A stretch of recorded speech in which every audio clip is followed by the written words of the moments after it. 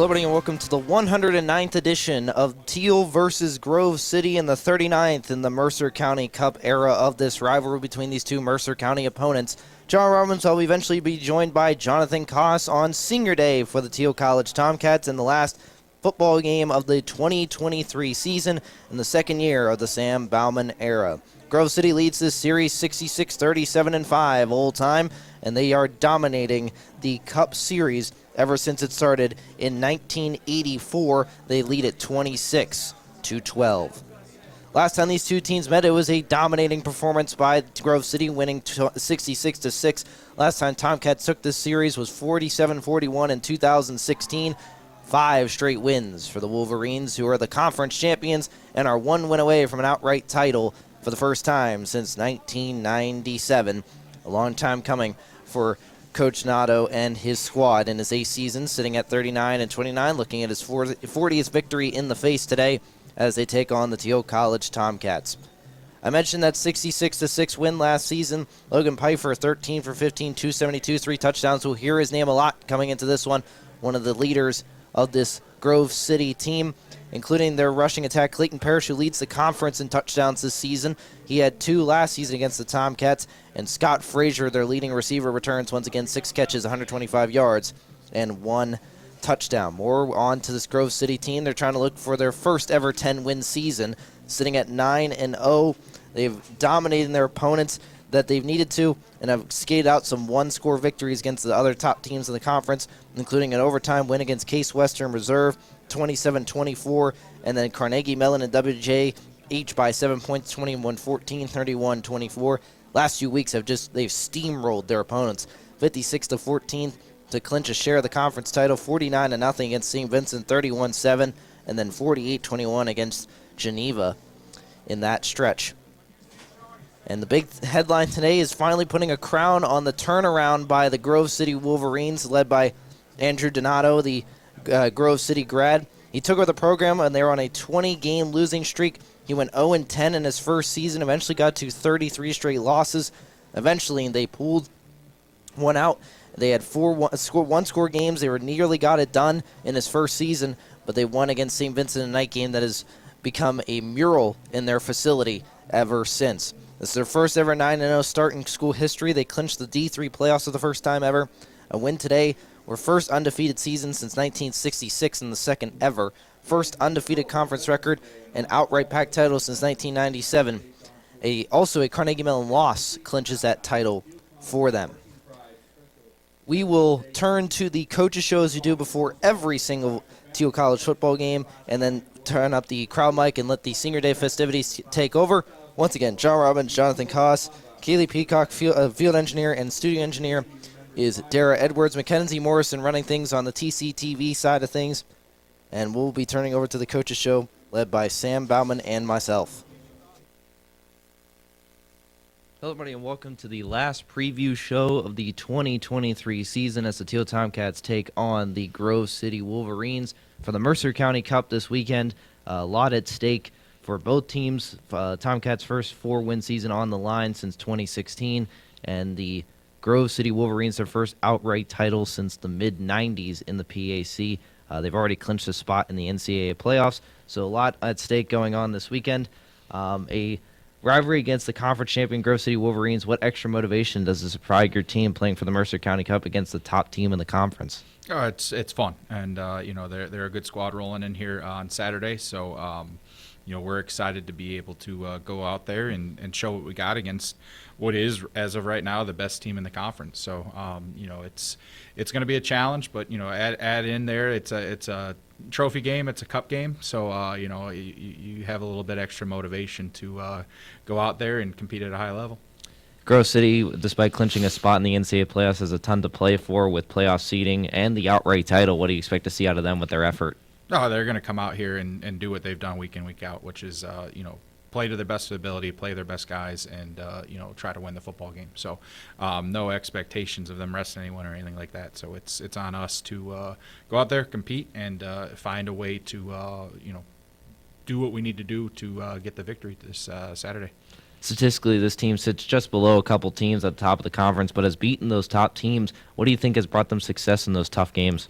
Consistency. I think they're a very, very good team on both sides of the ball. And they're able to really take advantage of missed opportunities. So it's an offense that will bludgeon you with their run game, and then are very explosive in their passing game. Even though statistically, I think they're a little down from where they were last year. I think they're just as effective in them throwing the football. I think they just had a little more success running the ball.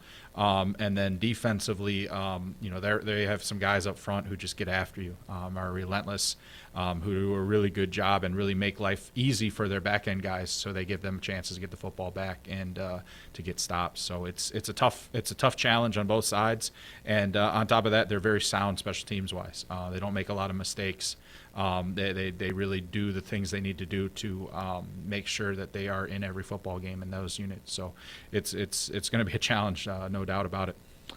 You mentioned that offense, they're very balanced. Their yardage between rushing and passing is almost equal. How do you expect your defense to stay balanced getting against such a talented running attack and a quarterback that can definitely throw the ball around the yard? Oh yeah, no, it's a challenge. I mean, this conference every week, it seems like it's a challenge week in, week out. So, but they're no different. I really like what they do. I think it presents a lot of opportunities for us to be aggressive, and I think if we're able to shed blocks, if we're able to stick with receivers and make plays on the ball in the air, we have every opportunity to slow it down. Now flipping to the offensive side, following the high-scoring win last week against St. Vincent, what do you expect out of your offense this week? Hopefully more of the same. I think, like I said earlier this week, I think this week was kind of what we've been expecting from this offense all year, what we knew it could do. Now it's about showing some consistency with it. So being able to, utilize the run game to develop the passing game and to take advantage of our individual matchups where we have advantage is going to be key for us to pull it out. So I'm excited to see them continue to grow, continue to develop, continue to show that they are a team that can do what we showed last weekend. And now any players that have stepped up in practice this week? It was fun for the seniors. I think they really took it to it, and it's a good group. It's a group that I think really embraced kind of the change that I brought to this program, and they'll be missed. So it was fun to see them kind of go at it and fly around this last week, and I'm excited to see what they're able to do on Saturday. And now that's my last question: is what do you want to say to the seniors that stuck it out and War was probably the most successful season in the last couple of years for the Tomcats as they go into their final game? Obviously, thanks. Thanks for all the effort. Thanks for all the leadership that they showed.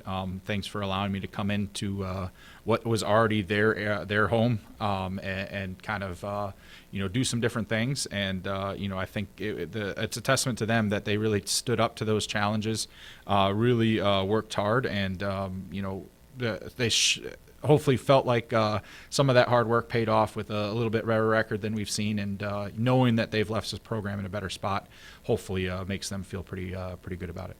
Coach, thank you. We're turning it over to the Senior Day festivities here on WXCC 88.1 FM, Greenville, Pennsylvania. I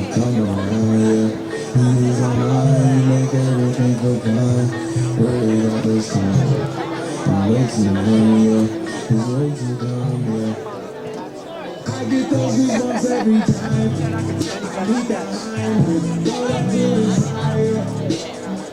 I get those goosebumps every time. Yeah, when you're not around, we go up to the fire. I get those goosebumps every time. Yeah. Right? Is Bob over there? Bob? He might not be able to sit in that chair. Well, no, but I've been in the chair.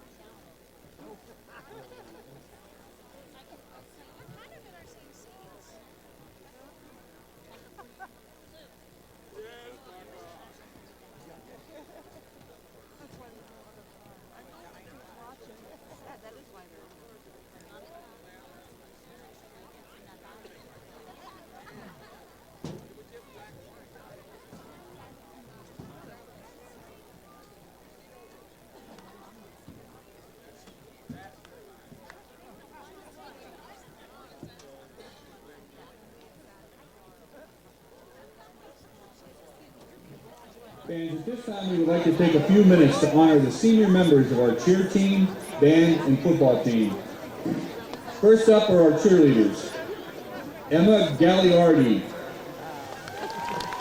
A graduate of Riverview High School, Emma Gagliardi is majoring in criminal justice studies and sociology. She is accompanied by her mom, Melissa, her grandmother, Carol, and her sister, Sarah. A dual sport athlete in cheer and track and field, Emma was the founder and president of the Circle K. She was also involved with Active Minds, the Thiel Student Support Network, Staff Appreciation Club, and the Coaster Club. Emma has also held multiple jobs on campus throughout her career.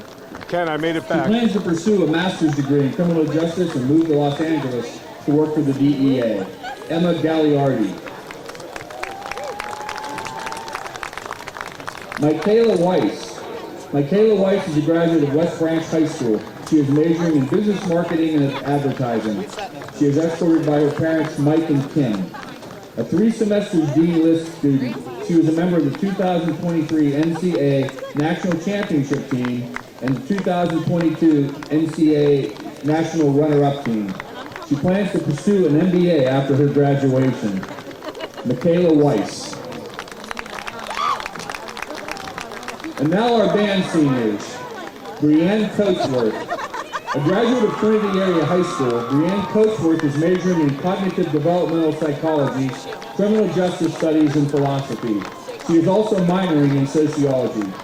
She is escorted by her parents, Paul and Tammy, as well as her best friend and roommate, Cora. She has served as the president of Thiel's Music Honor Society and was accepted into Alpha Chi Honor Society. She has also worked for Thiel's IT Solutions Center. She plans to work with at-risk youth after graduation, then pursue a degree in applied developmental psychology or forensic psychology. Brianne Coatsworth. Roxanne Cianci. Roxanne Cianci is a graduate of Kennedy Catholic High School, and she is majoring in English. She is accompanied by her mother, Lydia. She has served as a peer reviewer and was published in the Lectern. The secretary for the Environmental Club, she served as editor of layout and content for the Phoenix. She plans to pursue advanced degrees and eventually teach college-level composition and literature. Roxanne Cianci. Megan Everett. Megan Everett is a graduate of Valley Forge High School. She is majoring in environmental science. She is also minoring in wildlife biology, environmental biology, and food and agricultural biology. Megan is escorted by her mother Angela, her sister Laura, and her friend Shannon. She has served as the social media manager for Thiel's Music Honor Society, was involved with Queers and Allies, and served as SGA rep with the Photography Club. She plans to pursue a master's degree in geology after graduation. Megan Everett. Alyssa Thames. Alyssa Thames is a graduate of Avella High School. She is majoring in criminal justice studies and minoring in legal studies. She is escorted by her parents, Richard and Leslie. She is qualified for the Dean's List each semester and is a member of the Thiel Music Honor Society.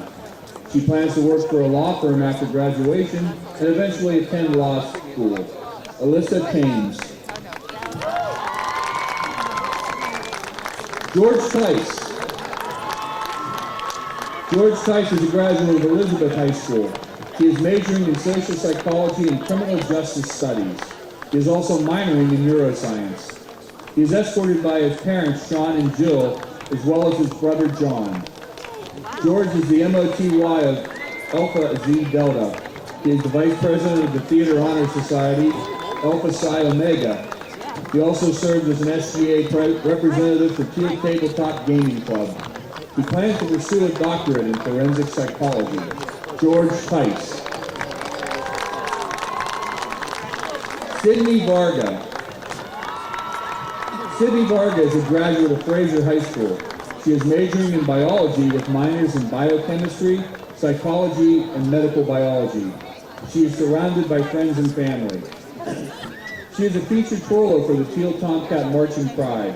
She is a member of the Dietrich Honors Institute and a member of Tri Beta Honor Society. She plans to attend graduate school for genetic counseling and help her mom beat cancer. Sydney Varga. And finally, our football seniors. Riley Ladd. Riley Ladd is a graduate of Mineral Ridge High School, and she is majoring in environmental science. She is escorted by Thiel athletic trainer Emily Strama. Riley has been a hydration specialist for the football team for 3 years. She is a member of the softball team and the vice president of Thiel's Student Athlete Advisory Committee. She plans to pursue a career as an environmental safety manager after graduation. Riley Ladd. John Robbins. John Robbins, graduate of Penn Trafford High School. He is a media and journalism major and minoring in public relations. John is escorted by his parents, Sarah and Dave. He has served as the play-by-play broadcaster for the Tomcats and is the station manager for WXTC. John is an assistant varsity lacrosse coach at Hickory High School. A lifetime brother of Sigma Phi Epsilon, he has served in 5 executive board positions for the fraternity. He plans to pursue a career in sports broadcasting and media. He would also like to continue to coach lacrosse. The voice of the Thiel Tomcats, John Robbins. Lucas Buchanan. Lucas Buchanan is a graduate of DuBois Area High School. He is majoring in exercise science and minoring in political science. He is accompanied by his parents, Steve and Christina, and his sisters, Taylor and Ava. Lucas is qualified for the Dean's List all 6 semesters and was inducted into Chi Alpha Sigma. He was also involved with the Exercise Science Club.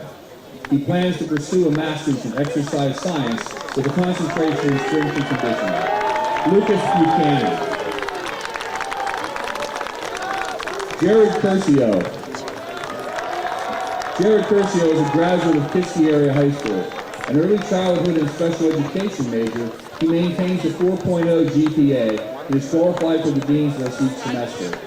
Jared is with his parents, Vaughn and Jody. Also a member of the wrestling team, Jared was a PAC champion at 184 pounds last season. A member of the admissions field team, he was named the Blue Sport Athlete of the Commies in April. He plans to teach elementary school and coach football or wrestling with his older brother, Vaughn. Jared Curcio. Raymond Jackson IV. A graduate of the Monty Christian Academy, Raymond Jackson IV is majoring in public relations. He is also minoring in communications. He is with his father Raymond as well as his girlfriend Nadia and his sister. He plans to find a job in his field and start up businesses. Raymond Jackson IV. Hunter Knapsack. Is that okay? Next is Hunter Knapsack. He is a graduate of Gateway High School in Florida. He is majoring in biology with minors in medical biology and biochemistry. He is surrounded by friends, including family friends Tiffany and Tony, as well as friends Austin, Nick, and Izzy. A 5-semester Dean's List student, he is inducted into Chi Alpha Sigma, the National Athlete Honor Society. You lean on me, I'll lean right He plans back to on attend you. graduate We'll take school care and of each pursue a other. career as a physician's assistant. Hunter Knapsack. Randall Miller. Randall Miller is a graduate of Mineral Ridge High School. He is majoring in health systems. Randall is escorted by his parents, Randy and Dawn, as well as his girlfriend, Sierra. A Dean's List student, Randall was named to the College Sports Communicators Academic All-District Team last year. He was also honored as a Student Athlete of the Week in 2021. Randall plans to finish the physician's assistant school and pursue a career in orthopedics. Randall Miller.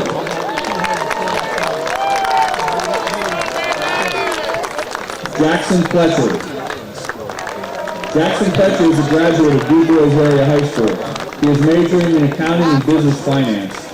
He is escorted by his parents, Joe and Nicole, as well as his sister Hannah. A 6-semester Dean's List student, he is a member of the National Society of Leadership and Success in Chi Alpha Sigma. He plans to become a CPA and pursue a career in public accounting. Jackson Fletcher. Ryan Seelig. Ryan Seelig is a graduate of Cuyahoga Heights High School. He is majoring in counseling psychology and minoring in political science. He is with his parents Howard and Michelle, as well as his brother Tyler. A 5-semester Gainesville student who's been involved with the men's mental health group. He plans to attend graduate school for educational counseling. Ryan Seeley.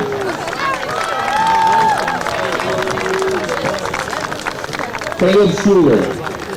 Up next is Caleb Schuler, who is a graduate of New Brighton Area High School. Caleb is majoring in early childhood and special education. He is escorted by his parents, Don and Monica, and his brothers, Vance and Zach. A member of the U.S. Army Reserve, he is also a member of Kappa Delta Pi, the Education Honor Society. He plans to continue his career in the U.S. Army Reserve, teach elementary school, and coach high school football. Caleb Schuler.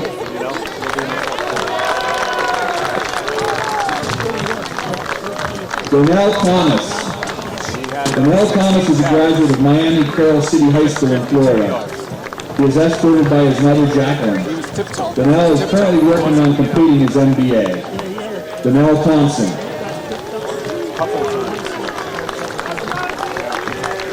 Jacob Troutman. Jacob Troutman is a graduate of Ambridge Area High School. He is majoring in Business Administration Management and Human Resource Management. He is escorted by his parents, Ronald and Shelley, as well as his sisters, Allison and Elizabeth. He is also a member of Thiel's wrestling team. He plans to pursue an MBA at Thiel and soon after return to his family's business. Jacob Troutman. Thomas Wilson. Thomas Wilson is a graduate of Cottageford High School, majoring in Business Administration. Thomas is with his parents, Tom and Betty, his sister Haley, and his girlfriend Shannon. He plans to work on oil rigs after graduation. Thomas Wilson.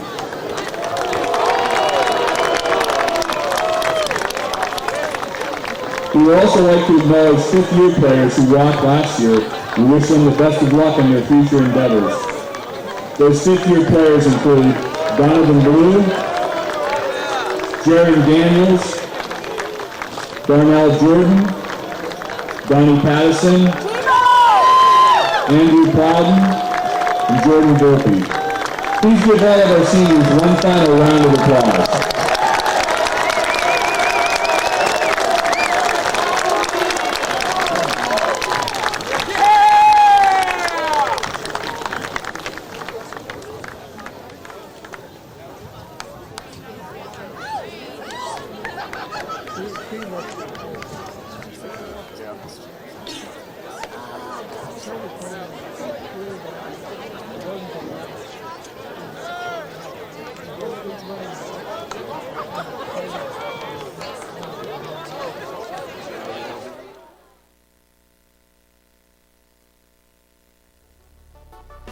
This is John Robbins, the voice of Thiel College Football, and you're listening to WXCC 88.1 FM, Greenville, Pennsylvania.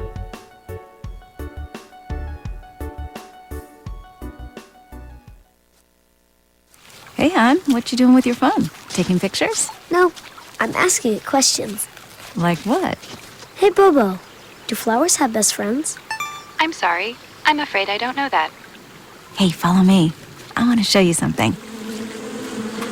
Look, flowers do have best friends. Whoa. Some answers can only be found in nature. Discover the unsearchable. Visit discovertheforest.org to find a trail near you. Brought to you by the United States Forest Service and the Ad Council.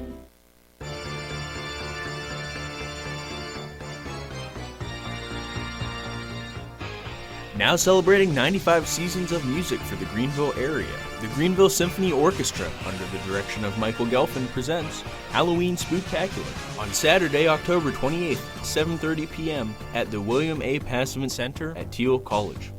Halloween costumes are welcome with free admission with student ID.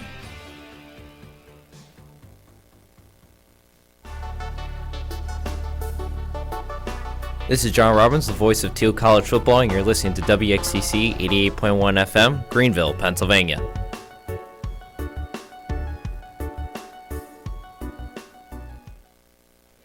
John Robbins, Jonathan Koss. It is a cold and crisp fall afternoon here in Greenville, Pennsylvania for the Battle of the Mercer County Cup here on Senior Day at Alumni Stadium for Thiel versus Grove City for the 109th time in each of program's history. Grove City on the verge of a pack outright title for the second time in program history, would be the first since 1997. Koss, Robbins. what are your keys for today? Well, I'm going to keep it pretty simple for today's keys. There's not very many categories in the statistical world that the Tomcats are better than the Grove City Wolverines this year. But the one that I did find that they are better at is the pass defense. They've allowed less yards through the air this season than Grove City, and I think that's the biggest key if the Tomcats want to win this football game.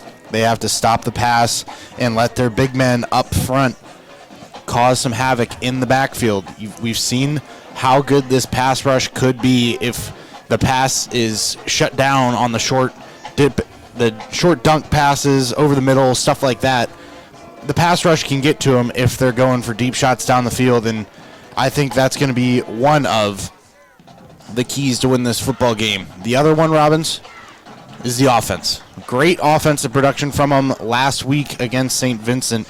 We saw a Tomcat team that we haven't seen in a while on the offensive side of the ball. It just felt like they were in control the entire game. I'd rather them be in control for more solid than they were towards the end, but regardless, the offense needs to produce like they did last time. We'll hand it over to the band for the last national anthem performance of the year here at Alumni Stadium.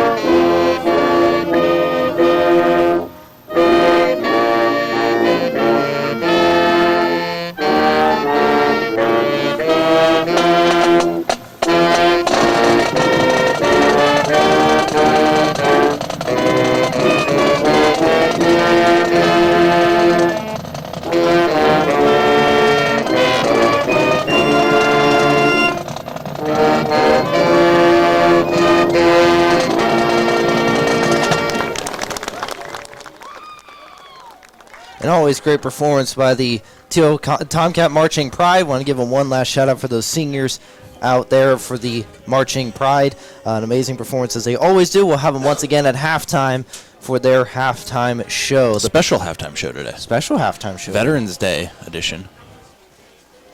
Not sure that's has that much value, but Veterans Day, we want to thank all who have served, who are currently serving. Some who gave the ultimate sacrifice and are no longer able to watch this football game. This day is for you wholeheartedly. Absolutely. I mean, we wouldn't be here without them. Several family members served. I know several friends I know serve. We can't thank you people that serve our nation with everything you have, and go. Some of you that have gone beyond the call of duty, and hopefully listening somewhere, whatever you may believe in, listening today.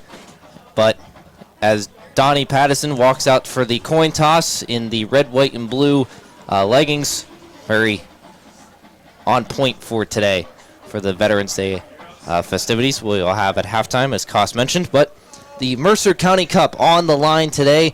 The conference champion Grove City Wolverines looking for their first outright title since 1997.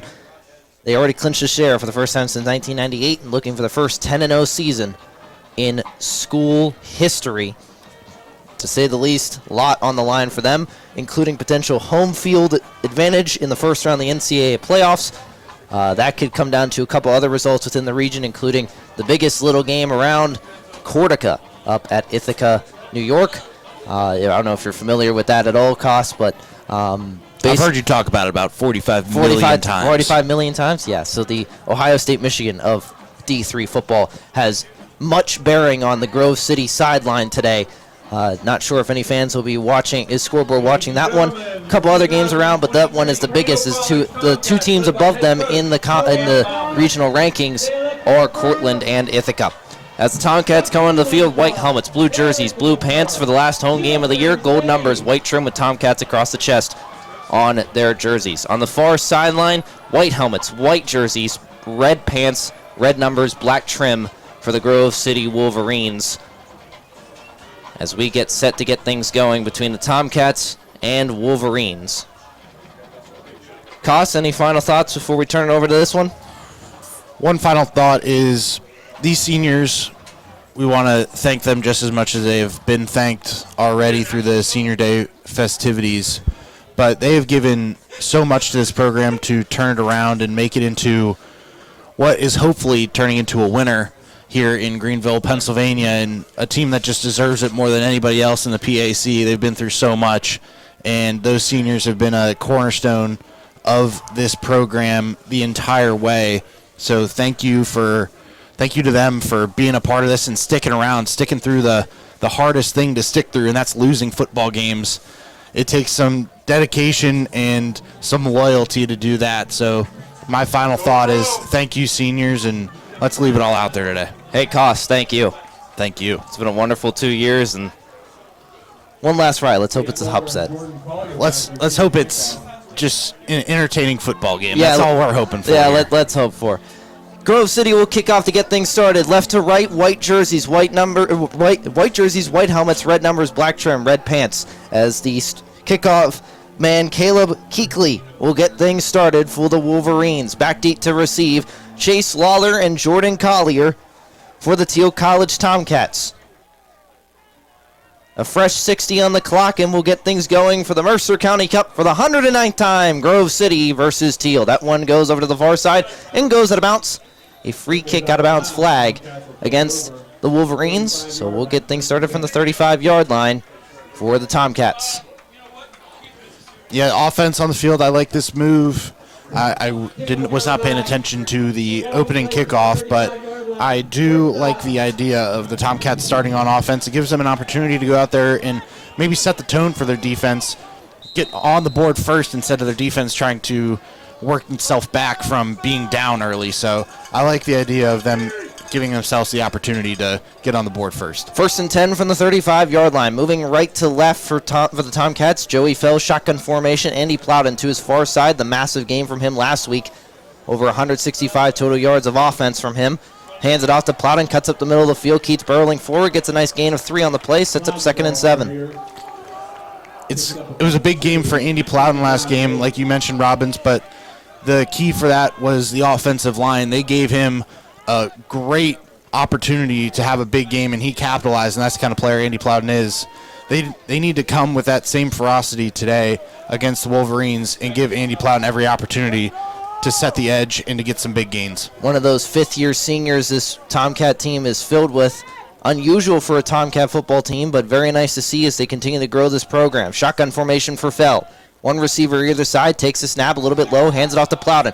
Cuts to the outside, barrels forward, has a lot of room in front of him, gets to the 3rd level. He'll be undercut after getting the first down, a lot more into Wolverine territory. 1st and 10 for the Tomcats. Great play by the Tomcats. Little counter run action. Started going this way with the football, our direction to his left side. Cut it back to the right side. Had a pulling man going around that far side with him. Just setting that edge, and Andy Plowden's going to make you pay on defense if he sees a hole inside the line of scrimmage. One of the few seniors on this front line, Lucas Buchanan, steps up to the ball as the center. Shotgun formation for Fell. One receiver on the near side, Chase Lawler. Plowden lines up to the near side of Fell.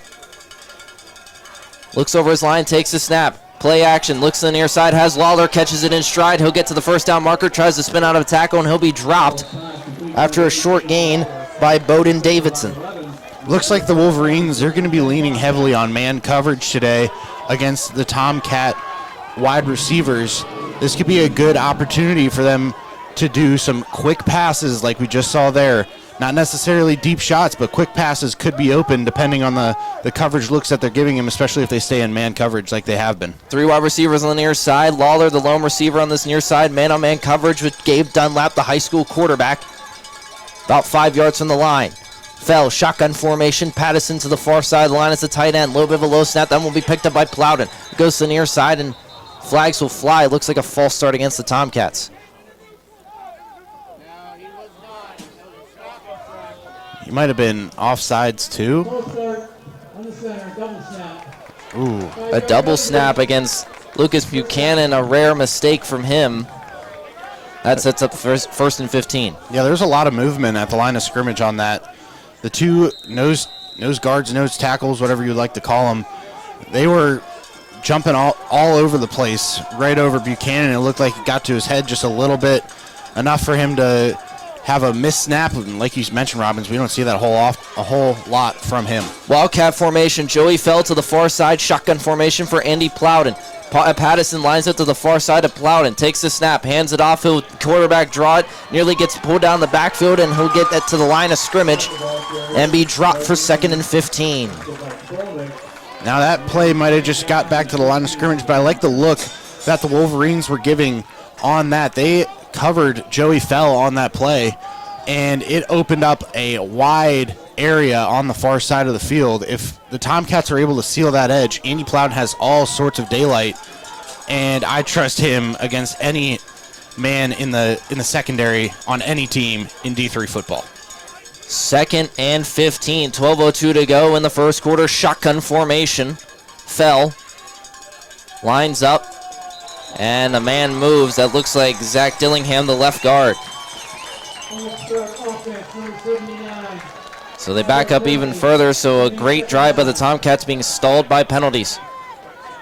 Yeah, this is not the way you need to start a football game for the Tomcats, especially against such a good team like Grove City. You need to have everything going your way, and when you have careless penalties like a double snap and then a false start on almost back-to-back plays, it's going to slow down a drive, and the momentum that you have is practically gone. Second and 20, 11:54 to go, following the penalty, clock rolling. Fell, shotgun formation, takes the snap, play action, looks over the middle of the field, steps up in the pocket, pressure coming in the backfield. He'll be dropped for a loss.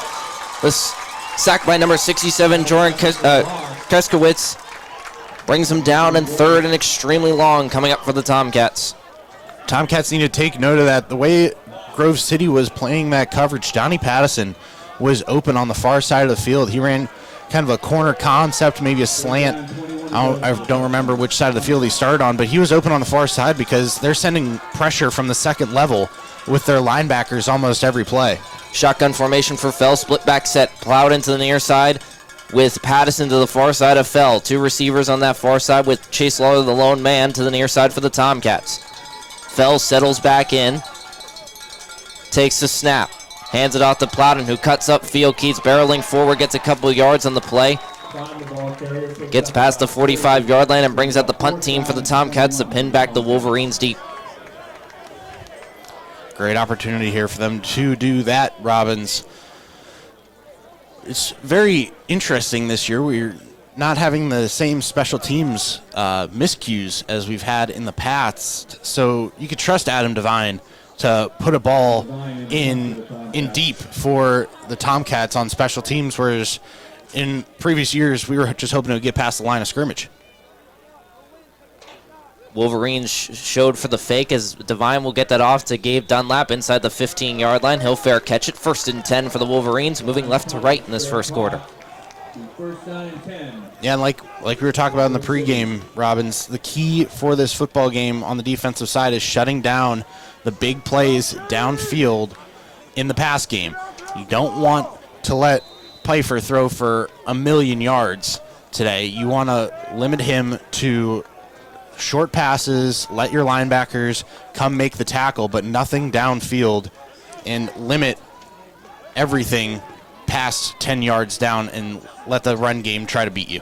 Logan Pfeiffer, the shotgun quarterback from Peters Township High School in near Pittsburgh, Pennsylvania. He'll hand it off, cuts the middle of the field, and he'll be stopped by the defensive line of the Tomcats as he'll be brought down in a huge pile between the two teams.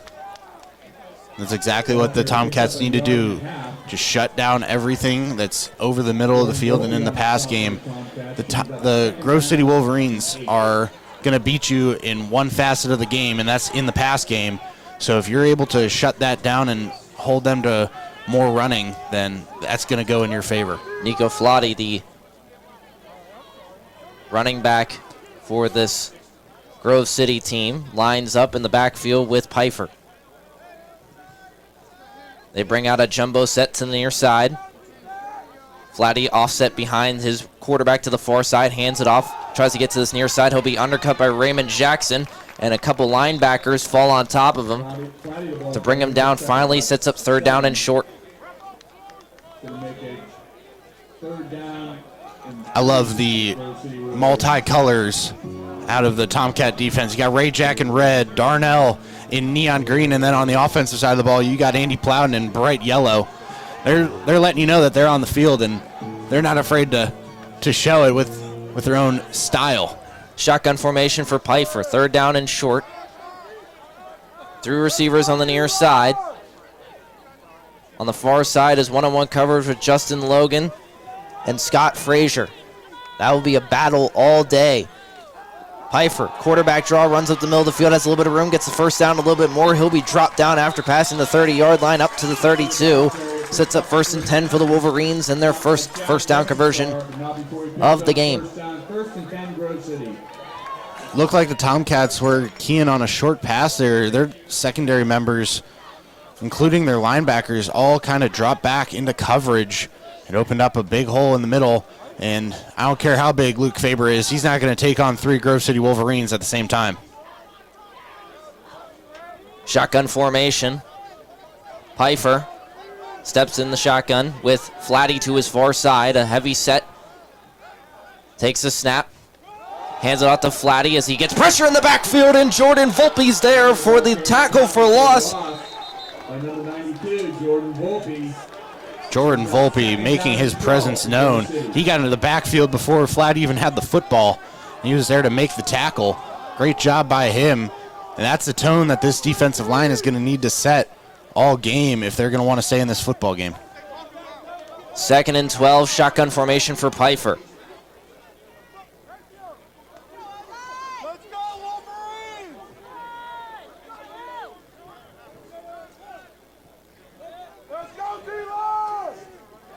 Shotgun. 2 receivers either side. Takes the snap. Looks downfield. Steps to the near side. Has a man. One-on-one coverage. That one's just too long for him. Incomplete. He had him in stride. That was number 88. Ryan Heckathorn, the senior wide receiver. Sets up 3rd and extremely long for the Wolverines. Although this offense is explosive, more than enough talent to get the first down on 3rd and extremely long. Sound like press coverage out of the Tomcat defense here. You got 3rd and 12. You should back up your corners and give them space so they can react. Keep everything in front of you. Shotgun formation for Pfeiffer. Looks to the far side, steps up, throws, has a man. Incomplete, and a flag flies. That one will be against Justin Logan. The pass interference, he tries to plead his case. What did you see there? I mean, like I was talking about, you want everything in front of you if you're the Tomcats in 3rd and 12 situation. Having your guys in press coverage, it's just encouraging Grove City to throw it deep, and that's what they want. That's what they want to do on the offensive side of the football. So if you back them up maybe 7 yards off the line of scrimmage, you're still giving them a chance to react because you know they're going to do a single move somewhere and just try to beat you, because they have very talented wide receivers and a quarterback that can deliver the football to them. Shotgun formation for Pfeiffer. Heavy set to the far side. They bring in an extra fullback behind their right guard as their play call cards go up on the far side. 1st and 10 from the 45-yard line, their own 45. Takes the snap. Looks. Has a man downfield, and that one's incomplete. That was intended for Scott Frazier. He was on a watch list for the Gagliardi Trophy last season. The Heisman of D3 football. Go ahead. No, I completely agree. He's a very talented wide receiver, and that's exactly why Justin Logan and Raymond Jackson were in coverage on him on that play. Raymond, he came in from the deep safety role all the way to the other side of the field to keep up with him, and it paid off as a bit of an overthrow by Pfeiffer. They check to the far sideline as Justin Logan covers Frazier once again, already talking smack as he gets back to the line. Takes the snap, hands it off to Parrish, has a lot of room, lowers the shoulder, keeps barreling forward up to the 50. Near the 50, they'll say he's down at the 49. Sits up third down and medium. He did have a lot of room, but the Tomcats quickly close that up. Now, Clayton Parrish, he's the Andy Plowden of the Grove City offense, whereas Flatty's more the Jordan Collier role. And Parrish, he made his presence known on there. He was a hard-nosed runner right up the middle on the Tomcats. Got a gain of 4 there. The local product from West Middlesex, PA, takes the snap, steps on the pocket. Pfeiffer has a man. That one falls incomplete. And the Tomcats force 4th down, and the punt team comes out for Grove City. A sight we didn't see often and feels like not at all last year. And this Tomcat defense has stepped up in the rivalry game. See, that was a great job by the Tomcats to get out of that. But one thing that I would like to see is Jared Curcio getting depth on his drop at the middle linebacker position. One thing you're taught is don't let anybody across your face, and as the play continues, keep going back. That one nearly blocked, and a flag flies, and that will be a 1st and 10 for Grove City. Personal foul, rushing the kicker, number 18 on defense. 15-yard penalty, automatic. First down. Do you want to say it or do you want me to say it? Can't have that happen. Nope. Your defense is going to have very few 3-and-outs in today's football game. You got to take it. Just, it's not technically a 3-and-out, but force a punt, I should say. Very few opportunities for that to happen in this football game. You need to take advantage, and you need to realize when you're going to hurt your team by trying to make a hero play like Caleb Schuler was trying to do there. Late substitutions for the Tomcats sets up 1st and 10.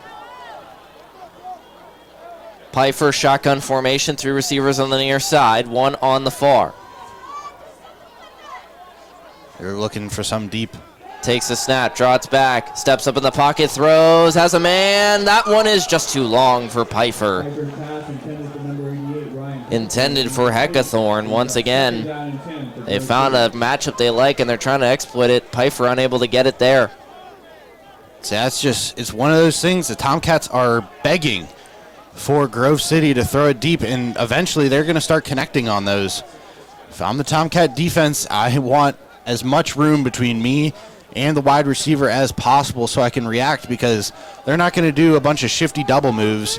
They're going to try to beat you vertically, and it might take one move to do it. So giving yourself the opportunity to make that adjustment could be the difference in this football game. 2nd and 10 following the incompletion. Pfeiffer hands it off to Flatty. Jump cuts, gets to the outside, has a lot of room, tries to get to the 3rd level and does. Donnell Thomas is there and pushes him out of bounds. Justin Logan assisted with pushing him out of bounds, and that sets up 1st and 10 for the Wolverines, under 6 minutes to go. It looked like Flatty was trying to stay in bounds and tiptoe the sideline, but was unable to. It was pushed out by Justin Logan and Donnell Thomas. 1st and 10 for the Wolverines, now deep in Tomcat territory. Shotgun formation for Pfeiffer.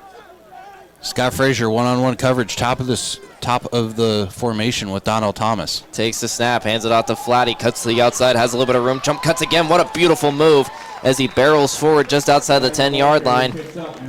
1 yard short of the 1st down marker. 2nd and 1 coming up. And he is just so quick when he gets just a little bit of room.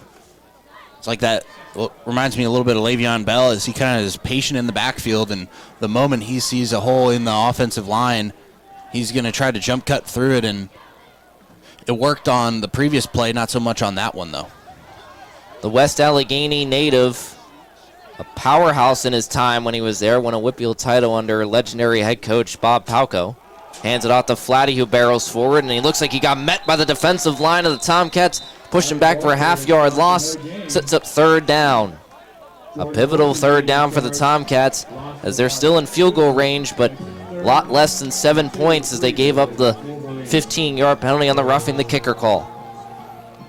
Yeah, if they can get out with 3 here, that's going to be big, but it's going to leave a sour taste in your mouth knowing that you had a punt that was going to give you the football back and no points on the board for Grove City. So they're just going to need some more support from the Tomcat offense on their next drive, no matter what the score is after this Grove City possession.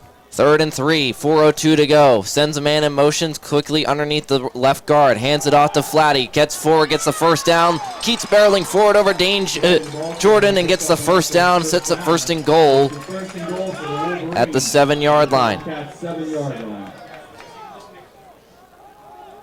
He just runs the football so hard, does Flatty, and he's a smaller guy in the backfield, but that does not stop him from delivering the boom on some hits. Only listed at 5'10". Now they bring in the more bruising back Clayton Parrish as they reorganize the line. Under center Pfeiffer. Parrish in a deep drop behind him in the offset I formation. They send a man over to the far side, takes the snap, hands it out to Parrish and barrels forward inside the 5, up to the 2-yard line, says the far sideline judge. Brings up 2nd down and goal for the Wolverines. So 2nd and goal coming up for the Grove City Wolverines. That's where the defensive line needs to stand tall.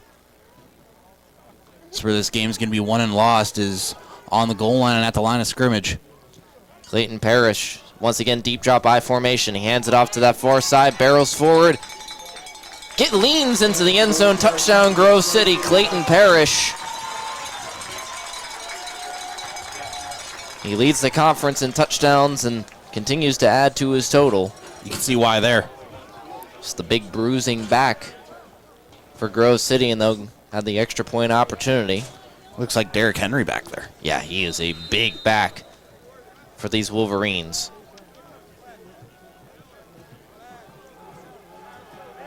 That's just, as mentioned, that's just going to leave a sour taste in your mouth, knowing that roughing the kicker call on Caleb Schuler cost you those 7 points. You don't often see something that you could directly say cost you points, but it seemed like that there, running in or roughing the kicker on a 4th down when you're not going to get very many opportunities to get the ball back on a punt against this Grove City team, is you need to have those. That point after attempt was good from the Wolverines, 7-0 early in this. Well, they earned a lot of clock with 2:48 to go. I thought it was a lot quicker than that, but boy, their run game really put the foot down on the clock. 2:48 left in the first quarter in this Mercer County Cup game, the 39th edition. With the Cup, 109th overall between these two teams. We haven't even done an ad yet. We have not. It's been a lot of running football. Oh, yeah. A lot of running football. This game might be done by 2:30. We couldn't be so lucky. This game will be done in an hour. Accelerated clock like it's Madden. Caleb Keekley runs up to the ball. That one end over end, a little bit short at the 11, 12-yard line for Chase Lawler. Return it to the near side, and no outside contained by the special teams. And they'll be brought down just before the 25-yard line, 1st and 10 for the Tomcats. Now it's time. Tomcats they had a nice drive of their own. They saw what was working against this Grove City defense. Now, I would like them to take some shots downfield a little bit. As mentioned in the pregame, the one category that the Tomcats are beating the Wolverines in this year is pass defense, and that means that Grove City is not doing a very good job of it. So I would like to see the Tomcats try to attack that here on this drive. Shotgun formation for Joey Fell, one receiver either side. He slightly motions Lawler in, pitches out to Plowden on the far side, tries to get the corner, and there's nothing there. Sets up 2nd and 10. Grove City is just so good at setting that line of scrimmage and not giving an inch. It doesn't matter what formation you go in, they're going to get the same amount of pressure out of it, and every once in a while someone's going to squeak through. So it's going to be up to the Tomcat offensive line to try to get a push and we saw what happens when they do. Andy Plowden went for a massive gain on their first drive. Shotgun formation for Fell. Plowden to his far side. One receiver either side of the line. Takes the snap. He'll hand off. No play action. Over the middle of the field to Lawler. That one's hauled in. He'll be dropped to the earth aggressively by Bowden Davidson. And he'll be just short of the first down marker. 3rd and 1 coming up after the 9-yard gain. It's a good pass and a good read by Joey Fell. It looked like that might have been an RPO. He elected to keep that ball himself and deliver a ball only where Chase Lawler can get it. Looks like Grove City is trying to limit the shots downfield as they're allowing Chase Lawler to cross their face and in that man coverage like we talked about earlier. Shotgun Fell, throws it on the screen past the Plowden, tries to get around the outside, and he does, gets a decent amount of room, keeps barreling forward up past the 40-yard line. 1st and 10 for the Tomcats, 41 they'd say on that far side, so they'll keep things going as they're approaching Wolverine territory. That's a great job by the Tomcat offense. They recognize that the Wolverines, they're sending a lot of pressure with their linebackers in this football game, and when you send pressure with their linebackers and you're in man coverage, usually the running back can go unchecked, and screen pass is a perfect way to exploit that, and we saw it there. Great gain. Hopefully some more of that is in the play sheet. Shotgun formation, Fell, hands it off to Plowden, cuts to the outside, keeps pushing his lineman forward, barrels over a man, and gets a couple-yard gain on the play. The victim of his rumbling and bumbling and stumbling was appeared to be number 26 for the Wolverines, Dom Maglucio.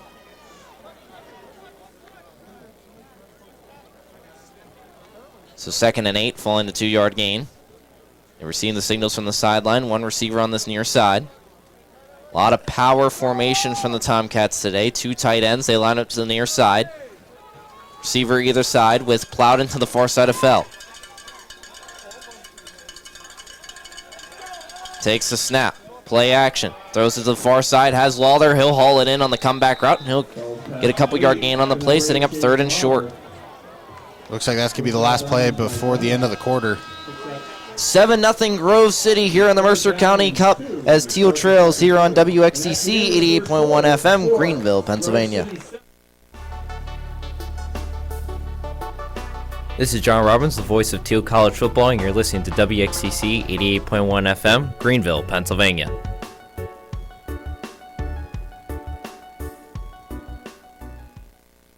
When might you be buzzed? When you suddenly love everything. You guys, I love this song. I love these nachos. I love our kickball league. Ugh! I love this guy. What's your name? You know what I'd love? A ride when it's time to head out. If you see a buzzed warning sign, call for a ride when it's time to go home. Buzz driving is drunk driving. A message from NHTSA and the Ad Council. I love your car. Is this real leather? John Robbins, Jonathan Koss, Kaylee Peacock, Dara Edwards are 2 engineers. Dara, shout out to you, making us sound good back in the studio. 3rd and 2 coming up. Time to bow up, D. Let's go. Just so much work in the studio. Hey, she's got to do something. One of our fellow seniors. All I did was watch college football last week. Shotgun formation for Fell, 3-wide receiver bunch. On the near side for the Tomcats. Fakes the first clap, nearly sends a man off sides. Takes the snap, throws on the screen pass to Plowden, looks for a blocker and gets it, keeps barreling forward. 1st and 10 for the Tomcats as they get into Grove City territory. And this offense, man, does it look a lot better this week. Yeah, if this game continues the way it's going right now, the Tomcats, they're going to be in for a battle here against Grove City. They just need to continue to get that pressure on the defensive side of the football and not allow the deep shots. They've been doing a good job of it so far. I think the way this offense, they're starting to find their stride. Unfortunately, this is the last game of the season. Shotgun formation for Fell. To his near side is Pattison. To his far side is Plowden. 2 receivers on the far side. Takes a snap. Hands out to Plowden in the backfield. Has some pressure. Keeps barreling forward. He'll be hauled down from behind after a couple-yard gain. And Andy Plowden, man, this kid has come alive the last 2 weeks, and he's running with, feels like, anger. Yeah, he knows his last season of playing college football is coming to an end, so no point in leaving anything out there, and he's done a great job these past 2 weeks, and he's one of the key reasons why this Tomcat offense is starting to look like a true offense. Shotgun formation for Fell. 2 receivers on the far side. Same formation with Pattison offset to the near side in front of Fell. Takes the snap. Play action. Fell will step him in the pocket. Keeps barreling forward. He'll be ripped down from behind after a couple yard gain. Sets up 3rd and short, and another short yardage opportunity for this Tomcat offense in their late downs. The Wolverines, they're sending a lot of pressure off of one edge on every single play, it feels like. And the Tomcats are doing a good job holding it down. They realize that they're going to get pressure on that last one. Donnie Pattison was in the backfield. He came over and laid a block down to really sell that run option between Plowden and Fell. So they're making the right adjustments right now to give Fell and Plowden every opportunity to make some plays. They spread out the defense with 3 receivers on the far side. Takes the snap. Will be a quarterback draw. Fell to the near side, cuts forward, keeps barreling, and he will get the first down and a little bit more up to the 35-yard line. And this Tomcat offense converts another 3rd and short. They're recognizing that pressure, and they're doing a great job of that offensive line.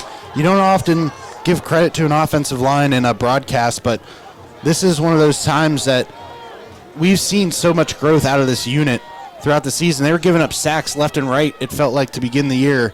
And right now they're starting to really play with a chip on their shoulder and get some effective blocks downfield, and Joey Fell showing off his legs. Fell, shotgun formation, sends a man in motion. That's Jamar Jeter. He motions him inside of Collier, takes the snap. Actually, they'll give the direct snap to Plowden. Rolls out, steps up in the pocket. Pressure coming from behind. He'll be undercut, leans forward, and gets a gain of 1. A lot of trickeration on that one. They gave the snap directly to Plowden. He handed off in a sweep to Fell, who looped back around and tucked it under his arm for a gain of 1 on sets up 2nd down and 9. If I'm the Tomcats, I'm going to try my best to get a deep shot. 15-plus yards downfield here is a great opportunity. You've run the ball a handful of times already this drive. See if the Grove City defense is going to stay honest and guard you downfield. Shotgun formation for Fell. He takes the snap, drops back, looks to the near side, steps up in the pocket. He'll be brought down from behind by the defensive line of Grove City. Bryce Bolotnick, the starting defensive end, and Lucas Buchanan is slow to get up, but nonetheless sets up 3rd and 10 as he got to the original line of scrimmage. A long way to go for this Tomcat offense, but I think it's 4-down territory. Yeah, I don't think Lefkowitz has a leg on him to make this kick, so definitely 4-down territory. They need to cut this yardage in half, give themselves a manageable 4th down try. Shotgun for Fell. Plowden to his far side, 2 receivers as well. Takes the snap, looks over to that far side, pressure coming in the backfield, and nothing there. He'll be dropped for a loss. They'll blow the play dead at the 45-yard line. In the backfield was Ben Bladel. Yeah, that 4th down territory turned into punt territory real quick after that sack. I think every member of the Grove City defensive line had a handful of Joey Fell's jersey on that play. Just not what you were looking for out of your offensive line there, just as soon as we were giving them some praise. Adam Devine back deep to punt for the Tomcats, back deep to receive. Gabe Dunlap, a high arcing snap, gets into Devine's hands. That one is spiraling up in the air into the wind. Dunlap will fair catch it, hit the turf inside the 15-yard line. 1st and 10 for the Wolverines. At the 14-yard line. So let's see if this Tomcat defense might have found something on that last drive. We saw them force the punt and then the penalty on Caleb Schuler, the running into the roughing the kicker rather, cost them that punt. They were going to get the ball back with a tie game. Obviously that led to 7 points. So let's see if this defense can find something like they did on the first half of that first drive. Shotgun formation for Pfeiffer. To the near side is Flatty. 2 receivers on the far side. Takes the snap. Hands it off to Flatty, who goes out to the far side. He'll get a couple yards on the play. Undercut by Caricio, finished off by Logan and Dane Jordan. The ball carrier picks up about 6 or 7. Gonna make it third Gain down of 7 on the play. The Tomcat linebackers need to do a better job of recognizing run on that play. Jared Curcio, he's playing on this near side linebacker position almost as a solo guy with that Tomcat 4-man front. So they need to recognize run and get there to help out this defensive line. Takes the snap. Pfeiffer hands it off to Flatty. Undercuts a man. Keeps barreling forward. What a beautiful set of jump cuts as he'll be stopped after getting the first down, a little bit more. Looks like 3 extra yards after that first down marker. 1st and 10 for the Wolverines. Flag on the play, too. A little bit of extracurriculars after the whistle. They toss Flatty back. You expect a little chippiness in rivalry games, but you don't want to see that affect your team, and unfortunately it does. So that one goes against the Tomcats. That one's going to go against Dante Edwards. They're wrapping up Flatty, kind of a gang tackle concept between all of them. They get in there, and then obviously can't have the extracurricular where you toss the running back a couple seconds after the whistle. You're going to get flagged on that, and they've let a couple of those go already in this football game. So Tomcats are kind of lucky that that's only the first one that they've called. 1st and 10. Reaching the Tomcat side of the field with Pfeiffer in his offense. He takes the snap, drops back, looking to the near side, has a man. That's Frazier. That one's caught in stride as he turns around and recognizes the ball's coming to him.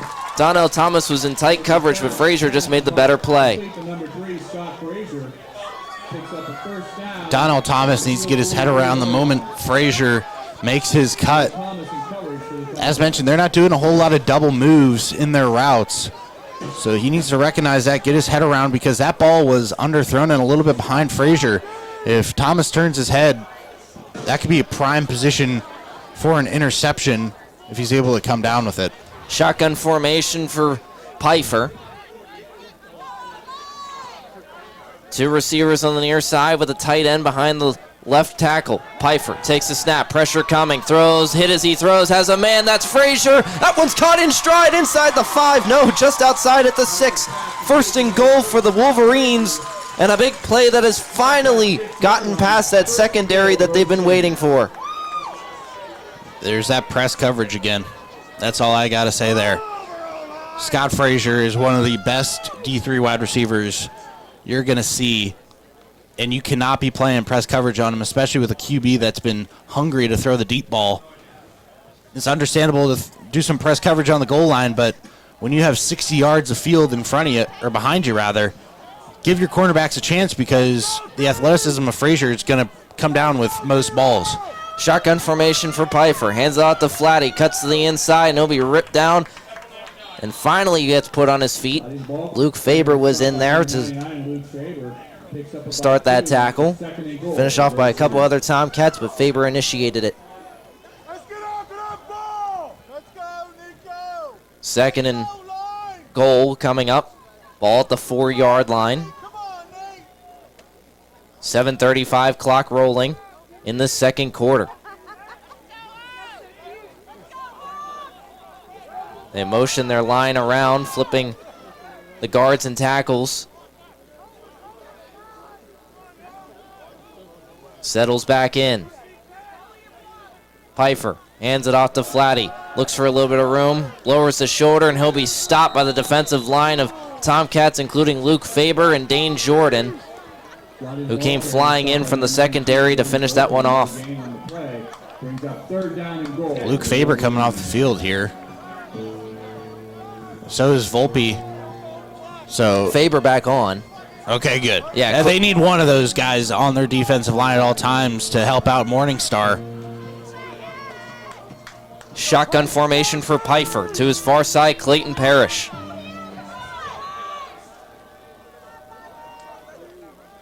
He receives signals from the far side. Play call cards go up. Takes a snap. Hands it out to Parrish. Finds a gap. Keats pushing forward. And the native of West Middlesex reaches the end zone for the 2nd time today. And increases the scoring to double digits. And full control for the Grove City Wolverines. out for one play. Helmet, number 90.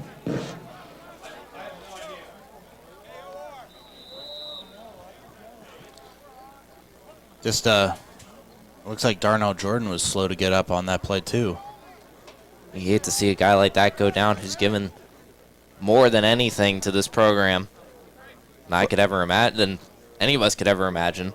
Yeah, he's coming off on his own power though, so you know if he has anything left in the tank, he's going to give it, so nothing left to lose. He's going to play if he can play, so just hope all the best for him.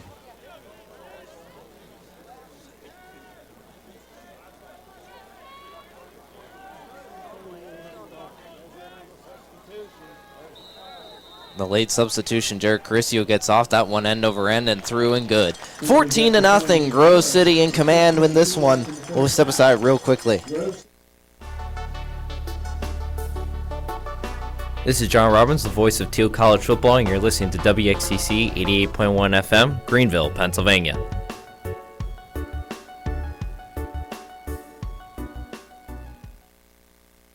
When might you be buzzed? When you suddenly love everything. You guys, I love this song.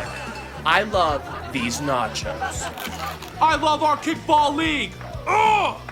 I love this guy. What's your name? You know what I'd love? A ride when it's time to head out. If you see a buzzed warning sign, call for a ride when it's time to go home. Buzz driving is drunk driving. A message from NHTSA and the Ad Council. I love your car. Is this real leather? John Robbins, Jonathan Koss, as we get things started after the touchdown from Grove City. 14-0. Now, not as dominant as last year, that's for sure. Tomcats need points on this drive if they want to stay in this football game. I know it's early, but it's going to be essential. That one went straight up in the air. Returned by Chase Lawler, and he's undercut at the 21-yard line. In coverage was number 22, Shea Atkin, the junior safety from South Fayette High School.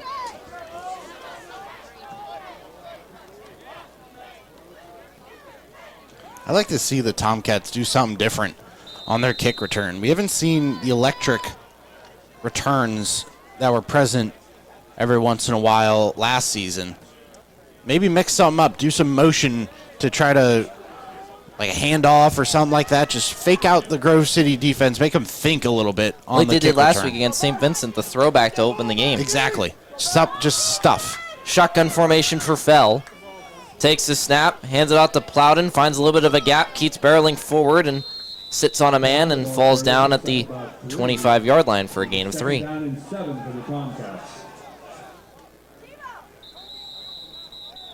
The player is down on the near side.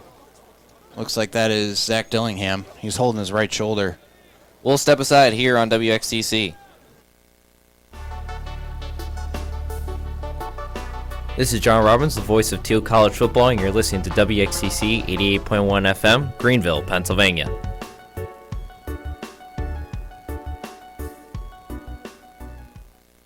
Jill, why don't you tell the class what you did this weekend? Well, my dad and I went in search of some magical minnows and found a zillion of them in the stream from our lookout rock. Then my sister and I escaped from an evil slug king and went back to my super twig fort for safety. Then we told stories till it got dark, and the Big Dipper led us all the way home. Where were you, Jill? We went to the forest. It's not that far away. Ask your parents to take you and your friends to the forest this week. It's closer than you think. Check out discovertheforest.org. Brought to you by the U.S. Forest Service and the Ad Council. Zach Dillingham off to the sideline, slowly but on his own power. Shotgun formation for Fell, second down, late in the play clock. Takes the snap, drops back, pressure coming, rolls out to the near side. Steps up in the pocket, tucks under his arm, but to no avail as he'll be brought down by number 8, Jack Jolly. Played wide receiver as well in high school, caught the game-tying pass in the 5A state championship game in 2021. One of the greatest days of my life, I may add. Gotta throw that in there. Oh, I got to. There are plenty. This defense is stacked tall of Penn Trafford graduates, and coming from experience, I've covered most of these guys. They are very sound, very fundamental football players. Very tough team to go against as Fell deep drop, looks to the near side, pressure coming, Jack Jolly's there, and that one thrown incomplete. In coverage was Gabe Dunlap, so the Penn Trafford to Penn Trafford connection there sits at the punt team. Not often do you see Andy Plowden on the receiving end of a big hit and him getting flattened, but that pass rush for Grove City was so good. Andy Plowden ended up on his back there, and that's just so uncommon. It speaks how special this Grove City team is. High arcing snap ends up in Devine's hands. That one wobbly over to the 50-yard line, takes a Tomcat bounce and continues to roll into Grove City territory at their own 35. It'll be down, so 1st and 10 for the Wolverines. And uncharacteristic to the Tomcats defense, they've led up some long drives to Grove City. And they have another opportunity here with their most favorable field position all day from the 35, which is kind of also unbelievable for the Tomcats. Yeah, the Tomcats have done a great job of pinning Grove City back in their own territory. But that doesn't help when you're not doing your defense any favors and playing coverage and schemes that aren't suitable for your opponent.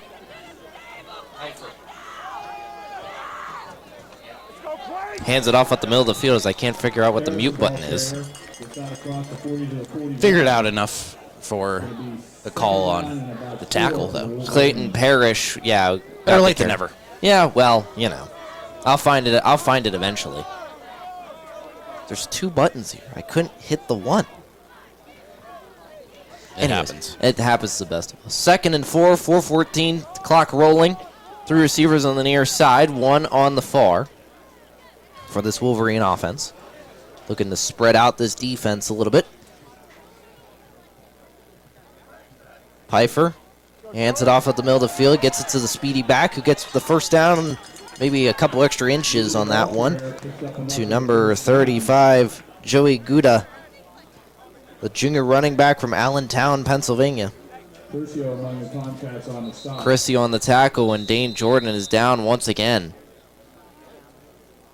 We'll step aside here on WXTC 88.1 FM, Greenville, Pennsylvania. 14-0 Grove City, 3:50 to go in the second quarter. Lads and lasses, thank you for tuning in to WXTC 88.1 FM, Greenville, Pennsylvania. Feed your mind, feed your soul. Hi, I'm Danica Patrick. Watching my nieces grow, play, and learn is amazing, but not every child gets to be carefree. 1 in 6 kids in the U.S. are hungry. This breaks my heart, and it's something that Feeding America is working to change. Each year, the Feeding America network of food banks rescues billions of pounds of good food that would have gone to waste and gives it to families in need. To help, visit feedingamerica.org. Brought to you by Feeding America and the Ad Council. Jill, why don't you tell the class what you did this weekend? Well, my dad and I went in search of some magical minnows and found a zillion of them in the stream from our lookout rock. Then my sister and I escaped from an evil slug king and went back to my super twig fort for safety. Then we told stories till it got dark, and the Big Dipper led us all the way home. Where were you, Jill? We went to the forest. It's not that far away. Ask your parents to take you and your friends to the forest this week. It's closer than you think. Check out discovertheforest.org. Brought to you by the U.S. Forest Service and the Ad Council. John Robbins, Jonathan Koss, Dane Jordan walking off on his own power with little assistance, but none directly.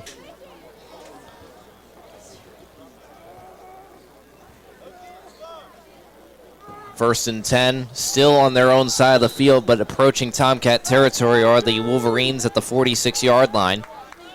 3 receivers on the near side, 1 on the far. Pfeiffer, shotgun.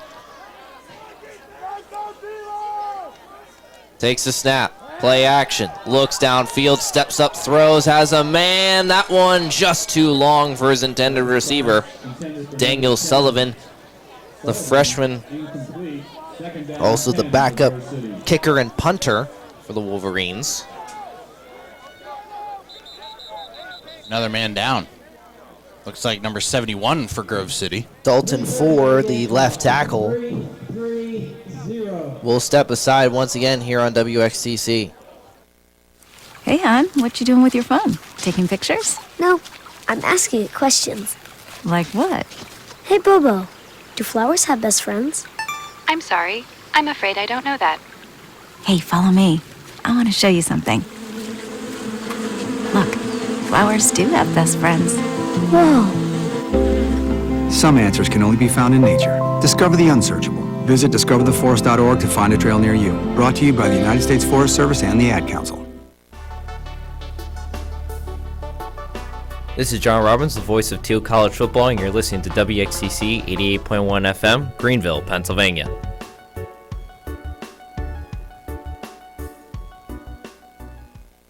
John Robbins, Jonathan Koss, under 10 seconds to go on the play clock with 3:30 to go in the second quarter and first half of the Mercer County Cup. Shotgun formation for Pfeiffer. Takes the snap, quarterback draw, flips it on the speed option to the far side of Flatty.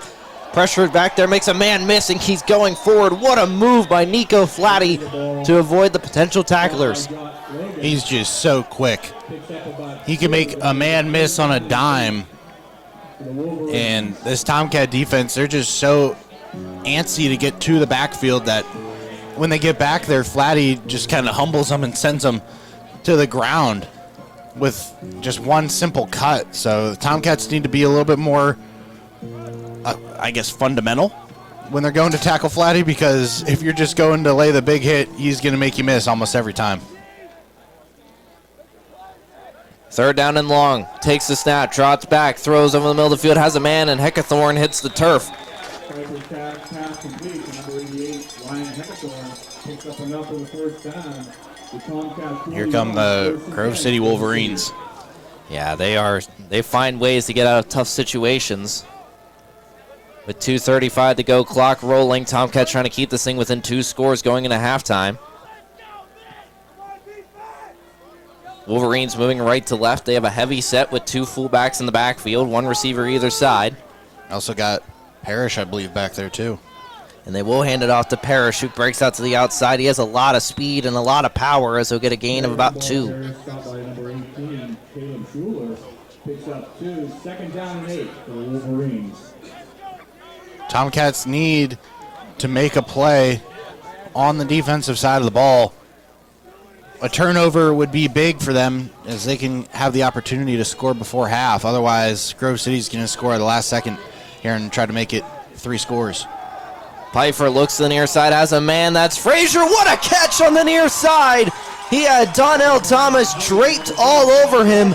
Pfeiffer makes an amazing throw to put it where his receiver can only get it, and Frazier responds. Donnell Thomas just needs to get his head around. That ball was right where Thomas could get it if he just sticks a foot in the ground and turns his head just half a second earlier. They're not helping themselves, that's for sure. First and 10, ball sits at the 20-yard line following the amazing play by Frazier. 1:20 to clock rolling in this first half. 4 down linemen for the Tomcats. Takes the snap, trots back. Pfeiffer looks to the far side, steps up, throws over the middle of the field. Has Heckathorn in that middle of the end zone. Touchdown, Grove City, and they're starting to turn it on.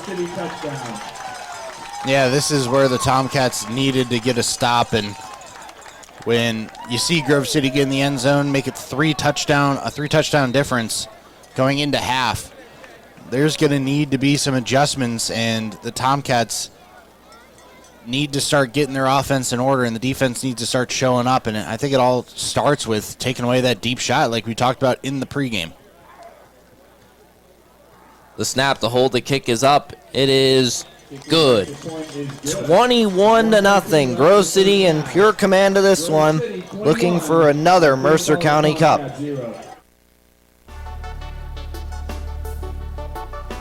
This is John Robbins, the voice of Thiel College football, and you're listening to WXCC 88.1 FM, Greenville, Pennsylvania.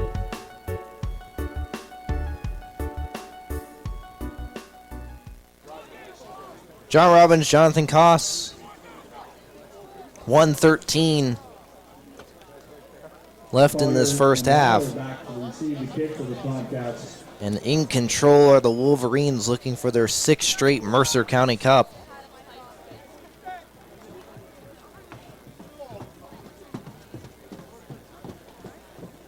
It's been all Wolverines here, that's for sure. Yeah, there's no doubt about that one. They're set to kick away right to left. Minute 13 left here in the second quarter. A lot of time, but also a lot of time for Grove City to stay in control as that one's end over end. High arcing, fair caught inside the 10-yard line by Chase Lawless, and that one will be brought out. Yeah, if the Tomcats aren't going to get creative on the kickoff, I think it's their best chance to just fair catch it. 'Cause their return team is doing themselves no favors, not holding any blocks, and Chase Lawler is only good when he has a head of steam in front of him, not when he's being greeted by about 5 Wolverines the moment he catches a football. Yeah, recipe for not being successful in the kickoff, if I had to say. Mm-hmm. Most definitely. Shotgun formation for Fell, 2 receivers either side. Plowden lines up to his near side. Shotgun takes a snap, looks to the far side, steps up, throws, has a man. That one is incomplete, intended for Jamar Jeter on the far side. Sets up 2nd and 10. If you're a scoreboard watching, if you're a Grove City fan watching the live stream, it is 21-13 Cortland. They sit at 8-1.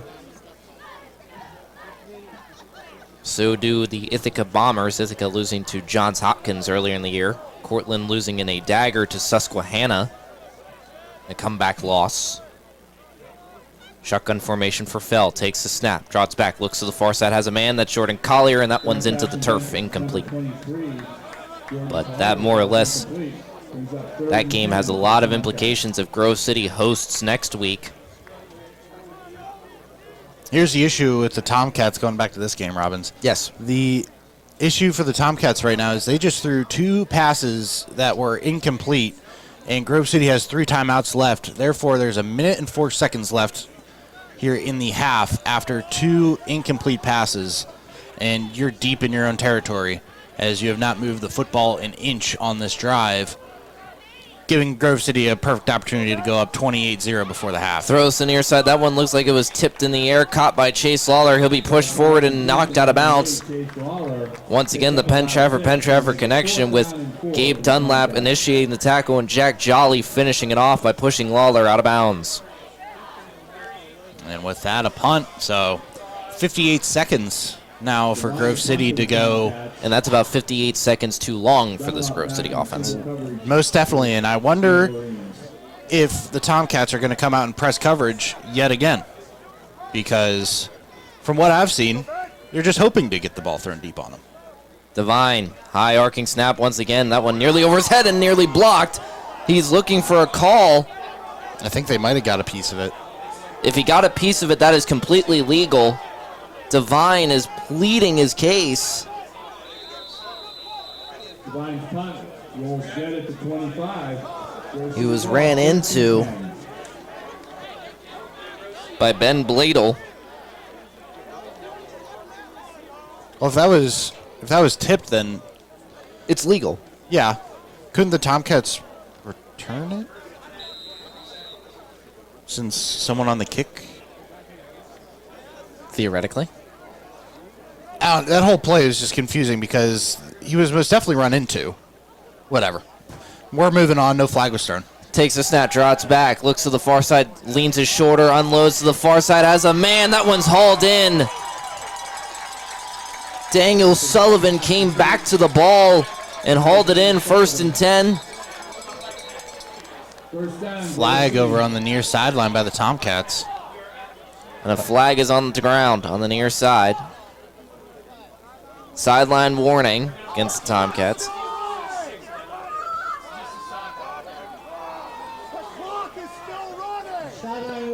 They're pleading with the clock.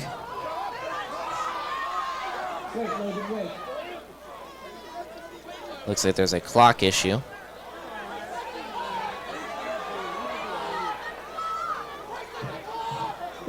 Seconds on the game clock. 36 seconds on the game clock. Grove City getting very fired up over the game clock. Yeah, over the game clock, trying to get another score.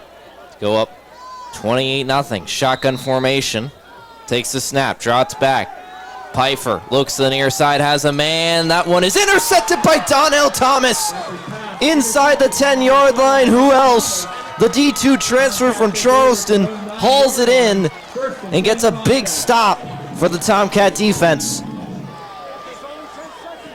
Now, would you look at that? The Tomcats ran a zone coverage, a deep zone coverage, against a team that's looking to pass the ball downfield.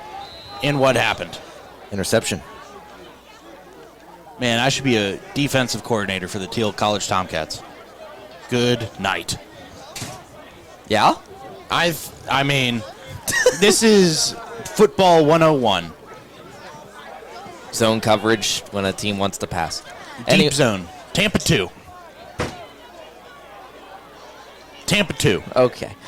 They will be kneeling out the rest of this half. No, they're going to keep it, fake the kneel down, keep pushing forward, and Chase Lawler gets nowhere. And I think they're just going to let the clock run out on this first half. Nonetheless, it is 21-0 Grove City in full command of the Mercer County Cup.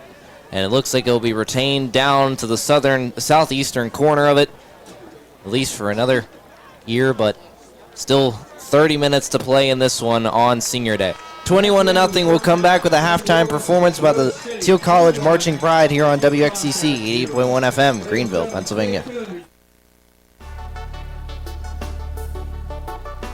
This is John Robbins, the voice of Thiel College football, and you're listening to WXCC 88.1 FM, Greenville, Pennsylvania.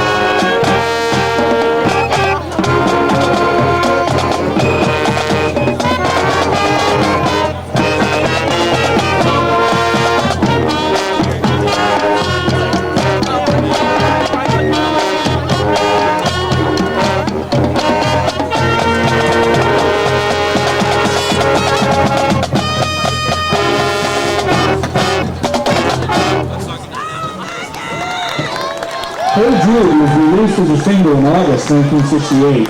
Its 9-week run at #1 on the Billboard Hot 100 tied the all-time record in 1968 for the longest run at the top of the U.S. charts. Today we feature trumpet soloist Nova Firster on Hey Jude.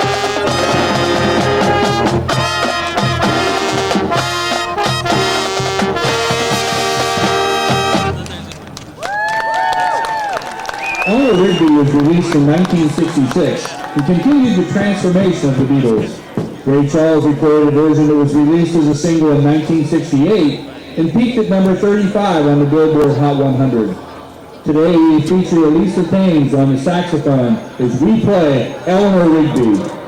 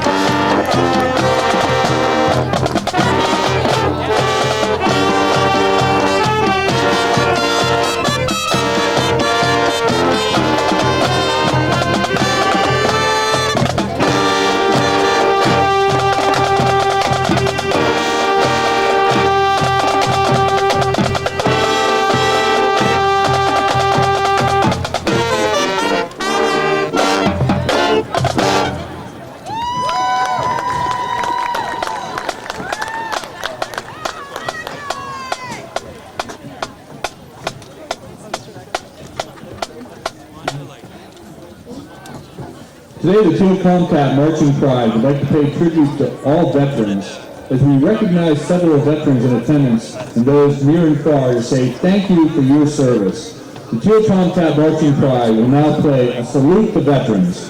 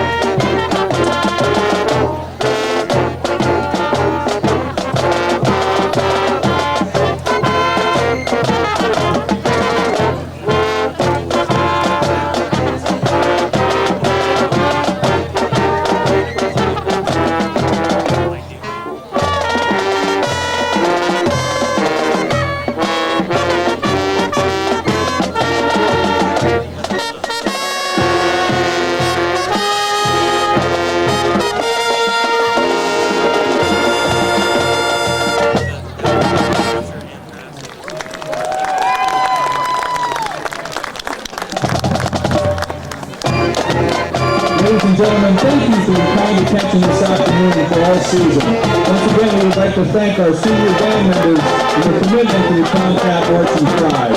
The Thiel Tomcat Marching Pride is under the direction of Dr. Scott Thiel. Band assistants include Morgan Bodner, Mary Jo Fadden, Danny Hinkle, and Raymond Pataki. We would like to thank everyone for your continued support throughout the season and wish the best of luck for all our sports teams. Go Tomcats!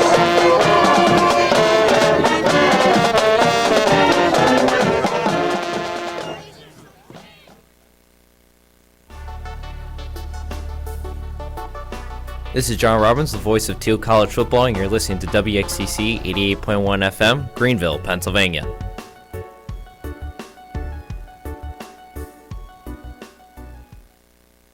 When might you be buzzed? When you suddenly love everything. You guys! I love this song! I love these nachos. I love our kickball league. Ugh! I love this guy. What's your name? You know what I'd love? A ride when it's time to head out. If you see a buzzed warning sign, call for a ride when it's time to go home. Buzz driving is drunk driving. A message from NHTSA and the Ad Council. I love your car. Is this real leather?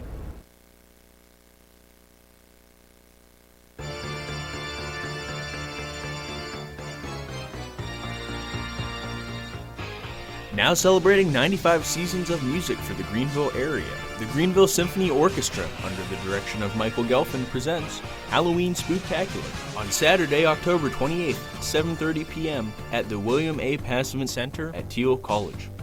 Halloween costumes are welcome with free admission with student ID.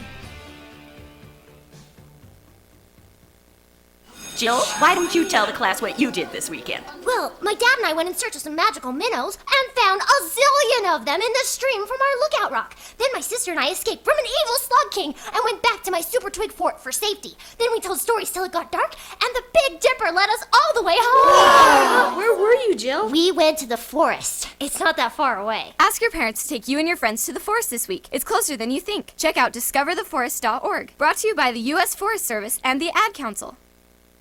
Hey, hon, what you doing with your phone? Taking pictures? No, I'm asking it questions. Like what? Hey, Bobo, do flowers have best friends? I'm sorry. I'm afraid I don't know that. Hey, follow me. I want to show you something. Look, flowers do have best friends.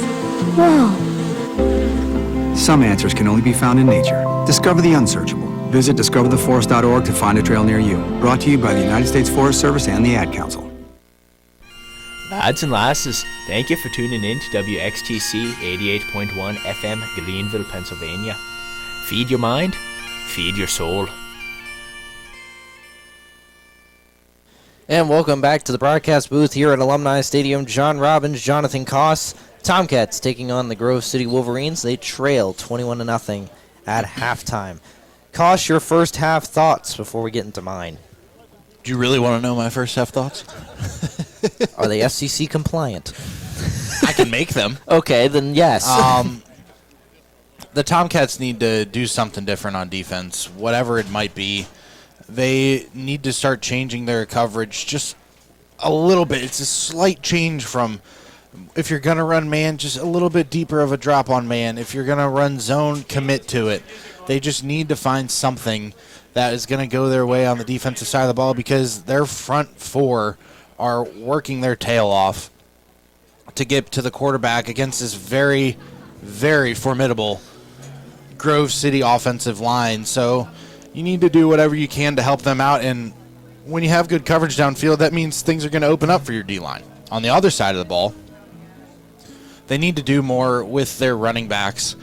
I know that Andy Plowden had a hot start to today's football game, but he's kind of fizzled out since then.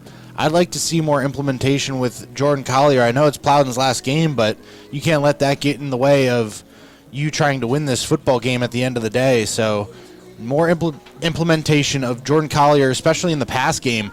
We've seen how effective he can be in open field and making men miss. So if he's able to do that, I think the Tomcats could be in for a competitive second half, as they're only down 3 scores. I know that's a lot, especially for the Tomcats to win a football game being down 3 scores. Haven't seen that in a long time, not in the time I've been here at Thiel. So they need to step it up on both sides of the football, and I think it starts with the defense since they're going to be out on the field first. Yeah, sorry, I was putting on my sweatshirt, Koss. Shout out to you. But my first half thoughts, I mean, you're not going to contain this Grove City offense. That is just evident. You're going to have to beat them in a shootout. They have had the opportunities to sustain drives. Their best one, the first one of the day, that could have really set the tone, just went haywire. They had a couple penalties. They were dropped back, and soon it became a punting situation that they were, they were stopped. Yeah. And then later on, they had a couple loss. They had a 4-down territory scenario, and that one was also brought back due to a loss on a play. So once again, the the drive was stalled. I mean, the Tomcats have been able to move the ball against his defense. Maybe not last 2 drives, but I mean consistently in those first 2. We'll see if the second half adjustments by the Wolverines completely upholds that, and they are stop them completely in the second half. But that remains to be seen, at least until play gets started. Now, you mentioned comebacks. This Cup series is usually not unfamiliar with comebacks, like one back in 2009 when Grove City was trailing 17-0 and won in double overtime here at Alumni Stadium. And there was a couple other big ones throughout the years, but I mean this series, it is a rivalry, believe it or not. I mean, the last few years it really has been one-sided, but there is some incentive to win that cup that sits probably about 5 feet from where we're standing. I mean, there's a lot of significance here, and a lot of players playing their last football game ever. They'll never strap up shoulder pads again. They'll never put on a helmet, for a competitive setting. And you got 30 minutes for the rest of your career, and for these Thiel Tomcats, and you got to make with it what you do. And Grove City, they're already got a game next week. I mean, it just depends on who they play and where they play it, but they have a game next week. They're guaranteed another week together as a team. This Tomcat team is not guaranteed at all. Yeah, this is just solidified as their last game. So they have nothing to gain from a win here, but pride and dignity and just knowing that you're going to go out of your football career with a win. That's a good memory, and it would be a memory that these guys would come back on their reunions and talk about, and it would stay in their minds for the rest of their lives. So that's what they're playing for. They're not playing for a playoff berth here or a chance to play next week. They're playing for memories, for their own sake, and they're playing for themselves. I know it sounds selfish, but that's truly what they are doing. And the one thing that coaches say, only one team wins the last game, which is true, but this is their last game. This is their Super Bowl. This is what this entire season, when pretty early on you were evident you're not going to win a PAC title, has come down to. I mean, everything has come down to these last 30 minutes. 21 points, as you mentioned, manageable, but a very, very large margin for this Tomcat offense. They'll kick off to start, but a quick stop could turn things on their head, and a quick score, and this is a whole different ball game. Go ahead. I was just going to say, I'm hoping that they learned from their last drive. I know it was a different situation, nothing like the rest of this game where Grove City was just trying to score with a minute left in the football game, or in the half, rather. So they were taking some deep shots downfield, but the Tomcats need to start playing for those deep shots. Let Grove City try to pick you apart underneath, because those deep shots are going to come few and far between, and if you take them away and that's where they're looking, then it's going to give your defensive line opportunities to get in the backfield and wreak some havoc like we know that they can. John Robbins, Jonathan Koss, the last half of football of the 2023 Thiel College Tomcats season is underway. An end-over-end kick goes far inside the 15-yard lane. Make that to 20. Will be returned out. Has a lot of room. Cuts back to the inside. Gets much more. Has a blocker in front of him, but hauled down from behind as the ball squirts loose. But they'll say he's down on the play. 1st and 10 for the Wolverines. On the return was number 35, Joey Gouda. We mentioned his name a couple times, being mostly the pass-blocking running back for this Grove City team, and now they have favorable field position. Their best all day. Ball sitting at the 50-yard line. Yeah, short field is not the way that the Tomcats wanted this half to start with. They're going to have a short field to defend relative to what they've been defending and letting up points. So it's going to take a lot for them to get some havoc. Dane Jordan out on the near side sideline on this first defensive play for the Tomcats. A big story there. The anchor of this defense is Pfeiffer, hands it off to Flatty, cuts up the middle of the field. He'll be dropped for a gain of 1. Coming in to replace him, looks like it's going to be Caleb Schuler taking over defensive, or to take over safety duties on this near side safety position. Across from him is, as always, Raymond Jackson. It looks like they brought an extra linebacker, Thomas Wilson, the Cottersport native. Flag flies, and a false start against Grove City, and that backs him up behind the line of scrimmage. Sets up 2nd and 13. That's our first penalty of the day, Robbins. We were looking at the penalty distribution the first half, and it was all Tomcats, and not the way that you were hoping. 5 penalties for 55 yards.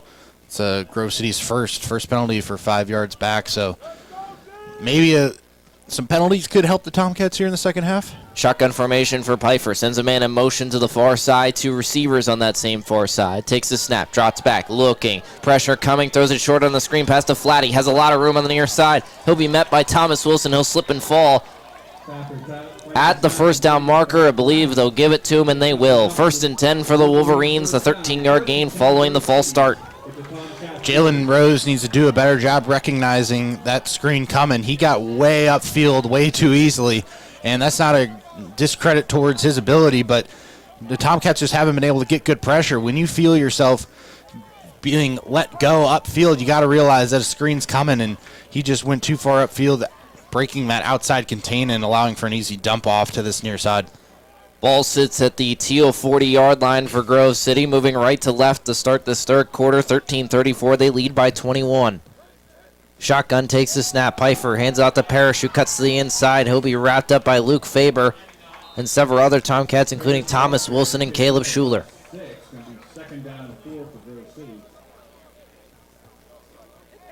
Parrish looked like he was slow to get up, but that's just because there's a couple Tomcats on top of him. I think it might be impossible to hurt that man. Parrish, as we mentioned earlier, the local product from West Middlesex High School. West Middlesex now plays with Sharpsville in football, so outlasted the program in his college career as he cuts back to the inside, barrels forward over Jared Caricio for the first down and a lot more. Sets him up just outside the 25-yard line at the 26. Tomcats are a little bit too worried about the passing game of the Grove City Wolverines. They're giving up runs that they don't usually give up. This run defense has just been so good this year, and it's a bit uncharacteristic to see them start giving up these chunky yardage plays on the ground. Shotgun formation for Parrish. 1st and 10, 1:24 clock rolling. Flatty behind him to his near side. Takes the snap, draws back, play action. Steps up, throws to the near side of the field. That one's caught in a beautiful grab by Frazier. He hauls it in with Donnell Thomas draped all over him. This is the first time we've seen Donnell be exploited in the pass game, but in all honesty, they're just balls that are caught in amazing fashion by Frazier. Yeah, the combination of Pfeiffer just throwing a beautiful ball and Frazier, his ability to catch it, it's just a great job by both parties involved. They check to the far sideline. Pfeiffer yells signals over his line with Parrish to his far side. 2 fullbacks in the backfield, makes it a power offset shotgun eye. Takes the snap, steps up in the pocket, throws, has a man. That one's going to be incomplete. Calls the pass interference intended for Daniel Sullivan, covered by Donnell Thomas. See, Pfeiffer, he was looking that way the entire time. And Caleb Schuler, he recognized it just a little bit too late. If Schuler realizes that Pfeiffer's that way, he's playing the deep safety role on that play, the coverage safety. He comes over, that ball is picked off. And maybe going for 6. Oh, yeah, most definitely. There's a lot of field over there. Shotgun formation for Pfeiffer. To his far side, Parrish takes the snap, hands it off. He'll get up the middle of the field, breaks free of a tackle, nothing but green in front of him, and he ends up in the blue end zones here at Alumni Stadium. Touchdown, Clayton Parrish. His 3rd of the day puts the Grove City Wolverines up 27-0 with a point after attempt coming up. Parrish is just proving too much for this Tomcat defense. We thought it was a lot to handle Flatty, but Parrish comes in and makes it look 10 times as easy.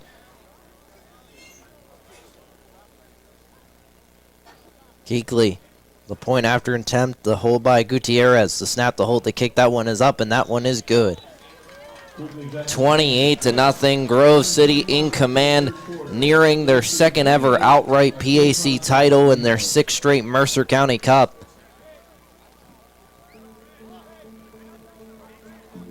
There's not much you can really do. Nope. If you're the Tomcats, you just need points here on offense. And I know the sideline's starting to get discouraged, but you got to realize you're playing for more than just a win here. You want your seniors to go out with some pride on their that they could go out with something that they could be proud of. And I know you might not get a win here against this very difficult Grove City team, and they're undefeated this season for a reason. They've just absolutely dominated PAC football all year. So the Tomcats they're going to need to dig deep and maybe try some smoke and mirrors here and get some excitement on their sideline back. End over end kick to the near side. That one's fair caught by Chase Lawler. Chase Lawler, fair catch. Put the ball at the 25-yard line. 1st and 10 for the Tomcats. 1st and 10 from the 25-yard line for Thiel. And if you want a reality check as a Tomcat fan, how far from the PAC championship sun are your Tomcats? And, well, about 28 points, and there's still plenty of time left. Yeah, but the one thing about this game that can be exciting is the fact that Grove City was in this position that the Tomcats are in not too long ago, and look where they are. So you could see the light at the end of the tunnel. Throws it to the near side to Jamar Jeter. What a block by Chase Lawler on the near side. He'll be wrapped up and dropped. A gain of about 4 on the screen pass. But what a block by Chase Lawler. Yeah, you don't often see the blocking wide receiver lay the boom. You just kind of see him holding jersey like they usually do. But Chase Lawler, he's not afraid of that contact, and maybe a little bit of frustration from the outcome of this football game so far let out on the hit. They back it up a yard, make it 2nd and 7. Shotgun formation for Fell. Takes the snap, drops back, pressure coming, steps up in the pocket, had a free runner on him. He'll be dropped after a gain of 1 on the quarterback. Impromptu draw. There's just no excuse to let a man come in free on that play. They only sent 3, maybe 4 guys, and you had at least 5 blocking. I realize there might be some miscommunication with this offensive line, but you can't have a D-end come in untouched towards your freshman quarterback like that. Those are the things that separate good from great teams. Shotgun formation for Fell. 3 receivers on the far side. Takes the snap. Rolls out. Looking downfield, has a man. That one is incomplete, intended for Jamar Jeter, and the flag comes flying in after the coverage from Bowden Davidson held back Jeter. Yeah, if that was not called a pass interference, I'm not sure what is. He had Jamar Jeter turned around while that ball was in the air. Cornerbacks are taught to keep a hand on the hip just to stay with their man in coverage when the ball is on the way, but when you start turning the receiver around, that's when it starts becoming a clear pass interference, and that's what happened there. So Tomcats get some new life now with their drive continuing. 1st and 10, moving left to right, ball at the 40-yard line. Fell, play action, rolls out to the near side. Throws it back to Plowden, who's stopped in the backfield as they're scrapping behind the play, and a flag flies. Yeah, I appreciate the effort by Andrew Dupree there, but clear hold on him as he was way behind the play. No need to do that. You're just shooting your team in the foot after they get the call going their way. So Dupree needs to realize what's going on the play and when to let off of a defender. I realize there's a lot of emotions in the game of football, but those are the times you just need to play more between the ears than on the field. 2nd and 11, 9:45, clock rolling. Well, the scoreboard sits 10. The ball sits 11 yards away from the first down marker at the 50. Takes the snap, trots back, pressure coming, and a blind runner. That's Blado, a free runner into the backfield and a sack. That's the 2nd time this drive that he's come into the backfield untouched. I mean, if you want to talk about stat padding, the Tomcats are contributing to Bladle's stats as we speak. Joey Fell's going to have to come off. He's looking a little Scott Oliver runs to get his helmet, and he'll step in at quarterback. 9:08 to go. Remember his performance coming in relief. 3rd down and extremely long, 3rd and 19, to be exact according to the scoreboard. Perfect opportunity for Oliver to sling one deep. Oliver, under 10 seconds to go on the play clock. The late substitution throws out the Tomcats. 8:50 to go in this second half. They don't have a lot of time, 2 seconds. He gets it off, drops back. Oliver throws it short to Plowden on the screen pass. Keeps barreling forward, and he'll be dropped for only a gain of 1. So it brings out the punt team on 4th down. They'll make it 4th down and long for the Tomcats.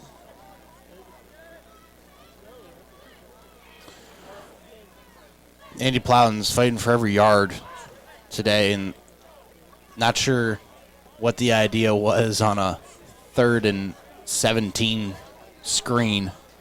Maybe more than that, 3rd and 19 or so. But Tomcats just cutting their losses, punting it away. And now Andy Plowden looks a little out of it as he comes to the sideline. A spiraling kick inside the 30, fair caught by Dunlap at the 29. 1st and 10 for the Wolverines. As we wait for the offense of the Wolverines, I'll give you a rundown of some college football. 17-9, the number 3 Michigan Wolverines over number 10 Penn State. Alabama leads Kentucky 28-14. Kansas trails Texas Tech 13-7. Colorado and Arizona tied at 7. Who has the ball in that Penn State-Michigan game? Michigan, end of the 3rd. Man. Go blue. Shotgun formation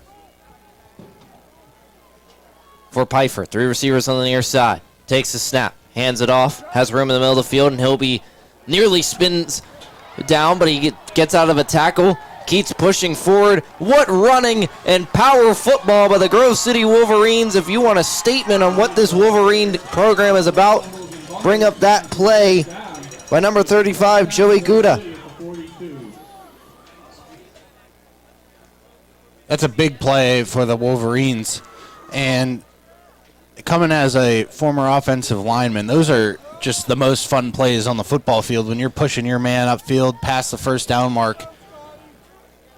It's exciting. That's like a slam dunk in basketball. Takes the snap, hands it off to once again to Gouda, who cuts to the outside. He'll fall forward. Gain of 5, the 45-yard line.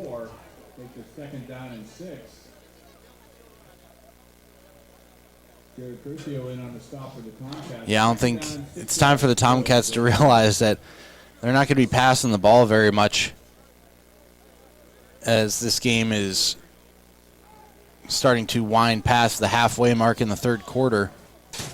They just love eating up that clock, but their power football takes a snap. Pfeiffer throws on the screen pass to Gouda. Has a lot of room in front of him, cuts to the outside, nearly gets to the 50-yard line, and then will be brought down behind where he got the forward progress. We'll see where they put him.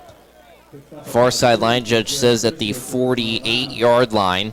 They need to get to the opposite 49 on the Tomcat side of the field, so they be 3rd down and 4. Some football math if you want to have some of that. Everybody loves football math. 6:35, clock rolling. Shotgun formation for Pfeiffer. 1 receiver on the far side. Takes the snap, hands it off to Parrish, who barrels forward. He'll be stopped by several Thiel Tomcats. That brings out the punt team more than likely. And it will.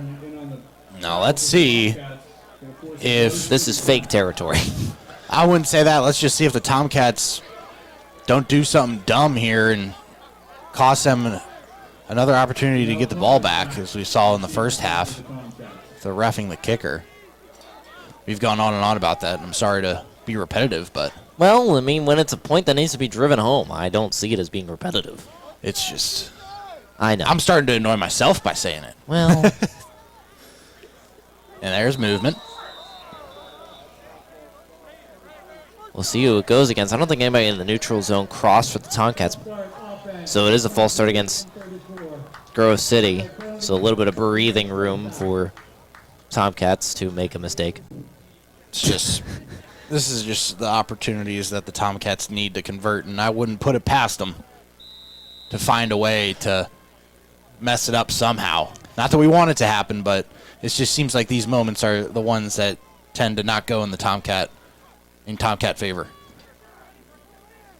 That one is off, no contact, so that one will drop at the 30-yard line, take a Grove City bounce inside the 20, and go out of bounds at the 18-yard line. 1st and 10 for the Tomcats, moving left to right in this third quarter, 5:30 to go. Something interesting to look out for the Tomcats. Dane Jordan might be out of this ball game. He motioned up to the press box to the players up there that he might be done, and he's given a big hug to Sam Bauman. So he may be done for the day. Looks like it. Unfortunate. Amazing guy, amazing leader on this defense. Can't say enough about him on this senior day. Coming back for his 5th year. Sacrificed a lot for this Tomcat program. Throws it short to Donnie Pattison on the near side. And that one just gets back to the line of scrimmage on the first down completion, 2nd and 10. Tomcats, like they have all day, they're starting to get a little chippy after the whistle. Going to need to start setting your emotions aside in this football game. I know you got nothing to lose for stuff like that to go wrong, but more of a respect type deal out of that situation. Respect to the game, more or less. Shotgun formation for Fell. Takes the snap. Hands it off to Collier. Jump cuts to the outside. Has a lot of room to the near side. Makes another cut. Brought down by Gabe Dunlap and Jack Jolly. They once again collab on a tackle. If Jamar Jeter wasn't in the way, I think Jordan Collier might have had a lot of green to work with, but Jeter unable to get out of the way and force his man out of the way. It's not like he was just standing in the direct line of fire. He was more unintentional, but tried to block Gabe Dunlap, who initiated the tackle. And a 1,000-yard rusher, a 1,000-yard passer his senior year. Not often you hear that. Yeah, he was a beast in high school on a team that probably should have won the state title.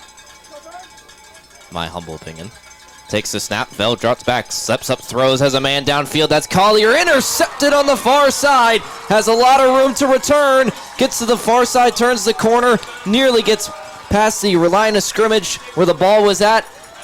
Pushed out of bounds. The interception by number 26 on that far side.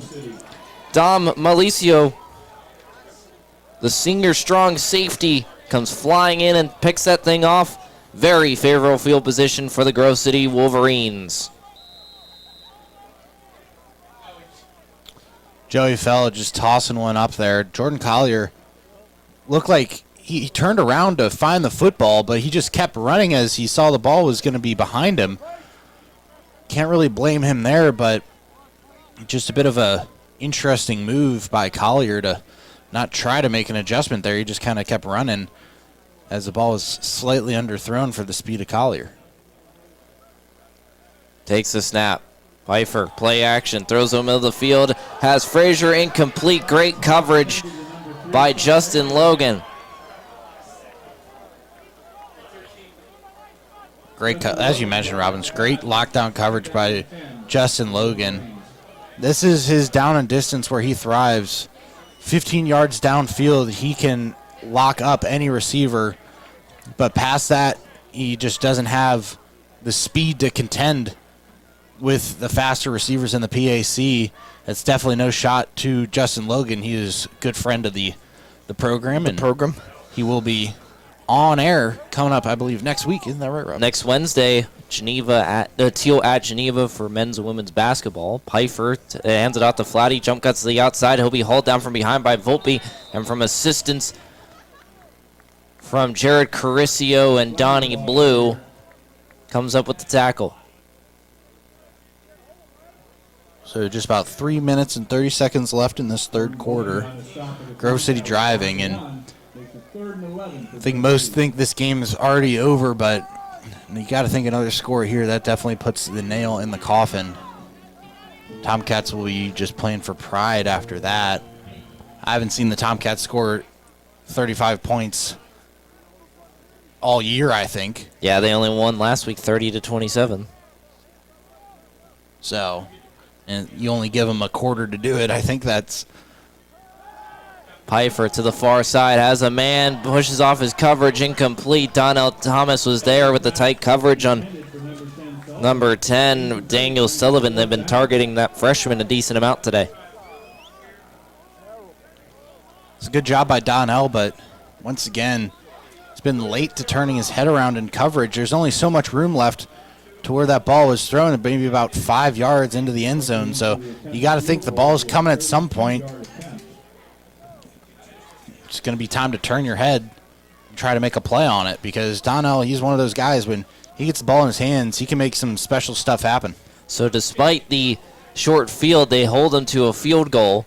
The snap, the hold, the kick, and a flag, and flags fly. And now back them up further. Justin Logan doing his best referee impression at the 20-yard line. So 5 yards harder for this field goal, but I'll say that looked pretty easy for Keekly. Got a great leg.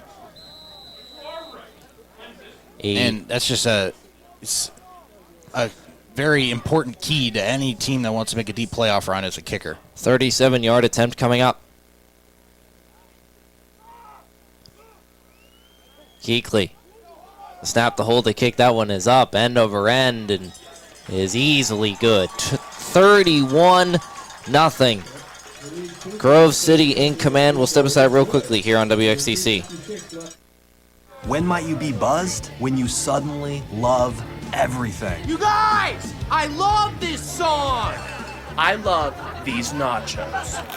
I love our kickball league. Ugh! I love this guy. What's your name? You know what I'd love? A ride when it's time to head out. If you see a buzzed warning sign, call for a ride when it's time to go home. Buzz driving is drunk driving. A message from NHTSA and the Ad Council. I love your car. Is this real leather? John Robbins, Jonathan Koss. Kickoff coming up for the Grove City Wolverines. 2:56 to go, 31-0. They lead.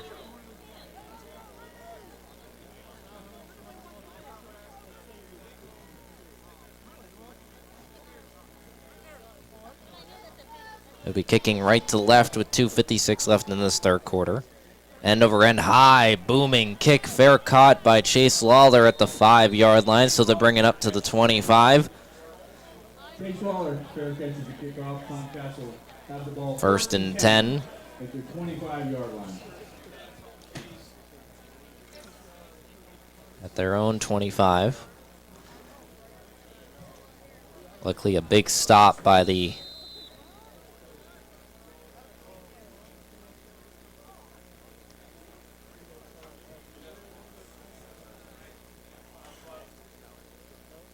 I think this is where the Tomcats need to start getting some momentum for next year. Just kind of, wouldn't be surprised if we start seeing some younger guys mixing in with the seniors. Bladels in the backfield. He'll bring down Plowden on the quick pitch to the near side. That was a loss in the first down play. Sets up 2nd and 13. 2:40 clock rolling in this third quarter. This team is a very young team, Robbins. They have a lot of core young guys that are juniors, sophomores that will be coming back, at least we hope, next year. So encouraging, and when you have a freshman signal caller in the backfield too, that's even better, getting him this experience like he's had this year. Shotgun formation for Fell. More on that in a minute as he play action, keeps it himself on the read option, jumps, cuts the inside. He'll be finished off by several Wolverines, including a big collision by Kobe Bonanno. But you mentioned the young core of this team. There's a couple guys that have been rumored to thinking about coming back on this line, like Lucas Buchanan. Jordan Volpe's been rumored to thinking about coming back for an extra year. I don't know how that's possible. I feel like he's been here for 45 years.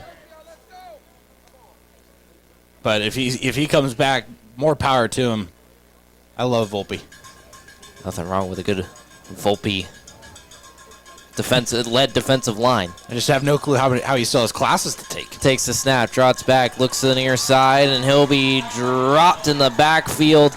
It took him a little bit, but Bryce Splotnick brings him down.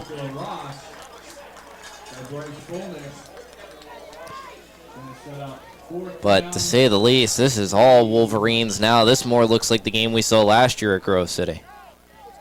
With 1 minute to go.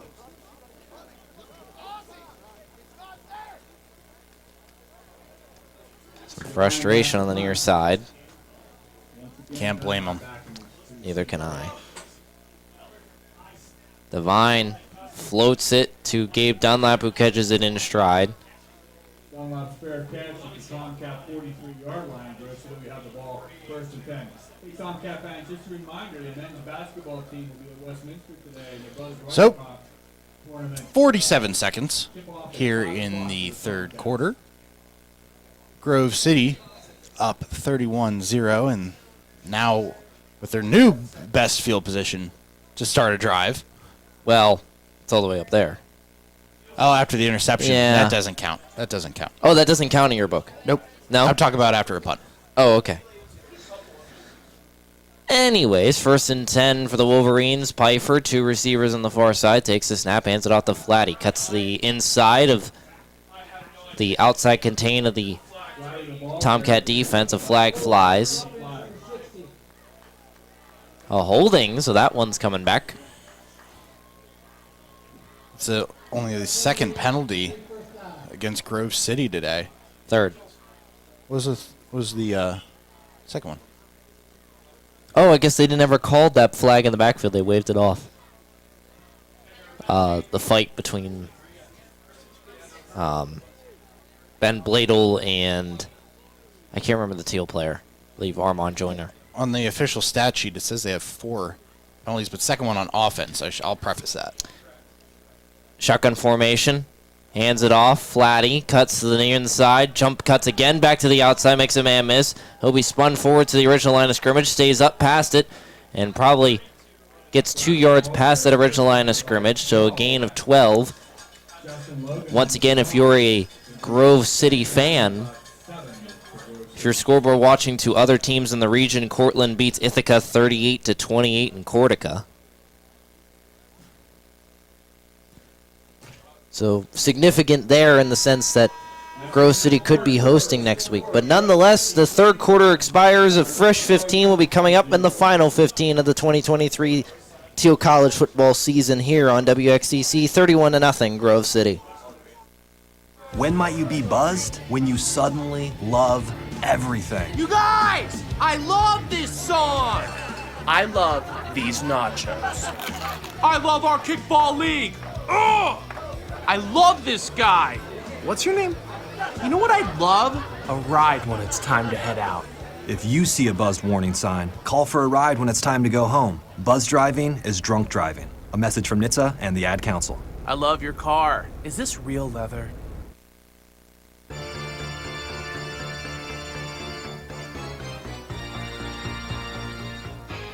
Now celebrating 95 seasons of music for the Greenville area, the Greenville Symphony Orchestra, under the direction of Michael Gelfand, presents Halloween Spooktacular on Saturday, October 28th, 7:30 p.m. at the William A. Passman Center at Thiel College.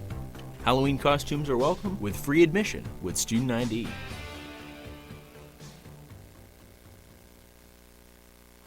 John Robbins, Jonathan Koss, 15 minutes left, 31-0. Grove City in command of this one. Shotgun. Pfeiffer has time, unloads to the far side, has a man. That one's intercepted by Donnell Thomas. His second of the game. He has a lot of room, and he'll return it out. Gets up to the 30, the 35, the 40. Gets around the corner up to the 50, and he'll be brought down as a flag flies. He is slow to get up on that far sideline. After the return to the 49, the flag sits there as well. A second one far in front of the flag. That far in front is going to be a block in the back on Chad Morningstar. Not sure what this close one's going to, or the one that's closer to the play.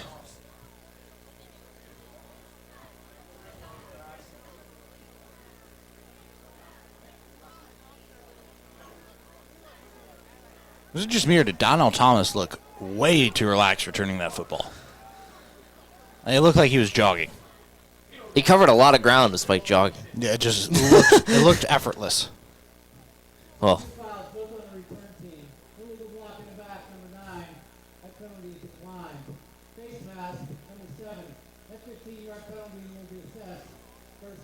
so nonetheless, 1st and 10 Tomcats. Donald Thomas with the face mask. Yeah, the returner gets it. Going for the stiff arm, grabbing the face mask.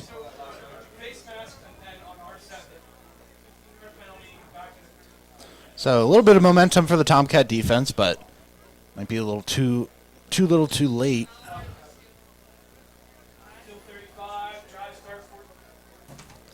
Shotgun. Fakes the first clap from Fell. And a flag flies.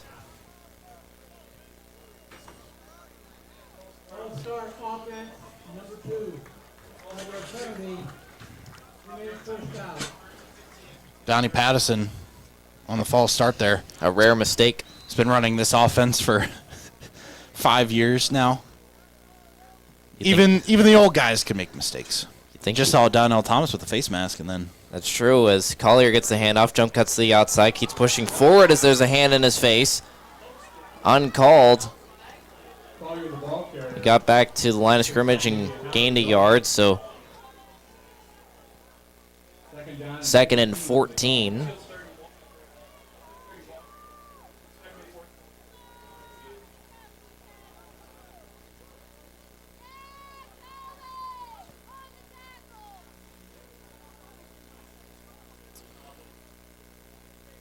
Donnie Pattison, easy to identify today. I mentioned it in the pregame when they were going out for the coin flip of the stars and stripes on his legs celebrating Veterans Day. I think a very classy look from him. Shotgun formation. Hands it off to Collier, who jump cuts, finds a nice big hole, and keeps barreling forward for a gain of about 3. Not to the usual tone of football drip, as I put the air quotes up, but I'd say pretty stylish. Especially it works for Donnie. Yeah. Works for a guy like Donnie.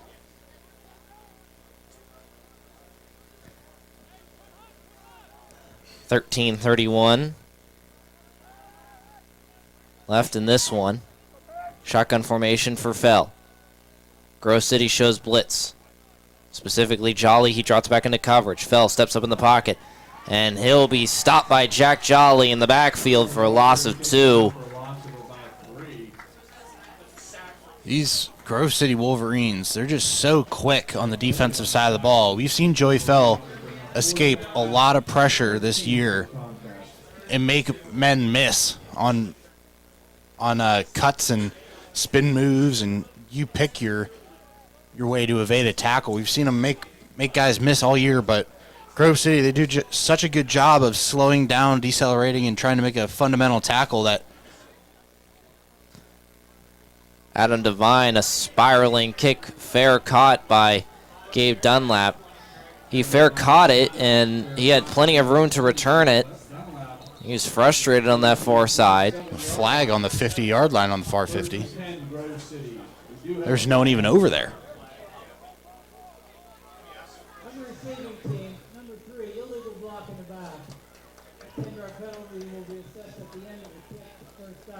So that backs up their first down play.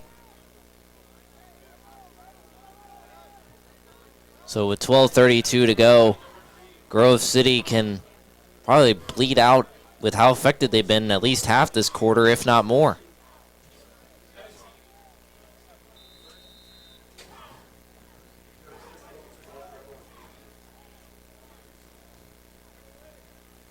I mean, we've seen about a 12-minute and 30-second drive from the Wolverines already today. This is true. They've been very effective on that sort. Starter still in the game for Grove City. Pfeiffer hands out to Flatty. Jump cuts, keeps barreling forward. And the ball hits the turf. It'll be picked up by the top. No! Looks like a Grove City Wolverine might have fallen on top of it. It was initially grabbed. That ball was under, looked like Raymond Jackson's legs. Something like that. Looks like they're going to rule Grove City football. Looks like Ryan Seelig fell on top of it, but he wasn't able to fully grab the ball. So unfortunately, he sets up second down and a nice gain. Now, an interesting move by Grove City, up by 31, keeping their starters in with 12 minutes to go. They do have a playoff game next week. You don't want to get anybody hurt for probably the biggest game in program history. Pfeiffer jump cuts to the outside as he gives it to Flatty. Gets a gain of about 2, 3. That's the far sideline. Judge takes an extra step forward. Makes it 3rd and 4 coming up. Pfeiffer lines up in the shotgun. 3 receiver set, 1 on the far, 2 on the near. Correction, make that 4 with 2 receivers on the far side.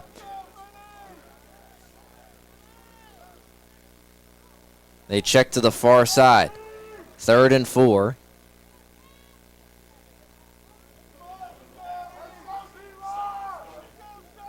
Takes a snap. Pfeiffer steps up, throws, and that one's into the dirt. Intended for Scott Frazier, and that brings up 4th and 4, and the punt team coming out for Grove City with 11:10 to go.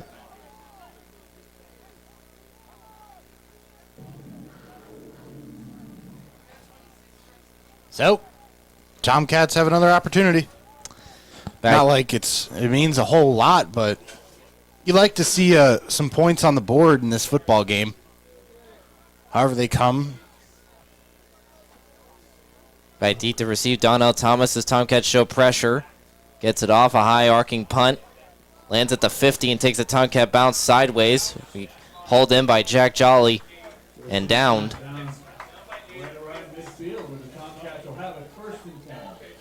So some good field position for the Tomcats. Short field. Gonna need an effective drive as if you are a college football fan. Michigan 24-9 over Penn State with 3 or 4 minutes left in the football game. It's probably the biggest game of the day outside of Georgia versus Ole Miss. Yeah, and the significance off the field with the Harbaugh scenario, him getting suspended yesterday while flying into State College. Fell takes the snap, looks to the far side. Bladle's there, and he'll haul him down by the shoestrings.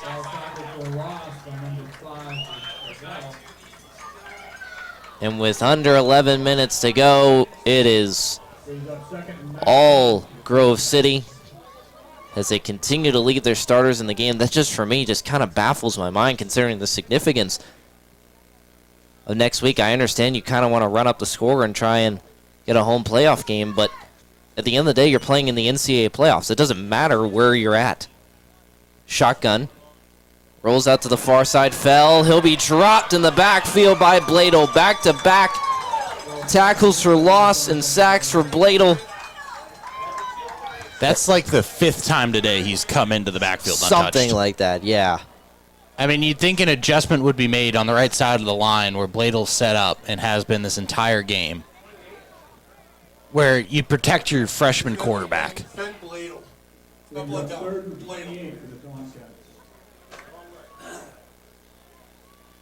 It's Ben Bladel.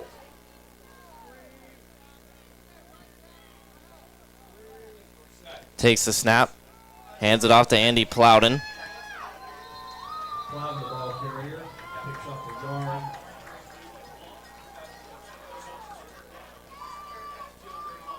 It's just a 4th and a country mile. Basically punting from.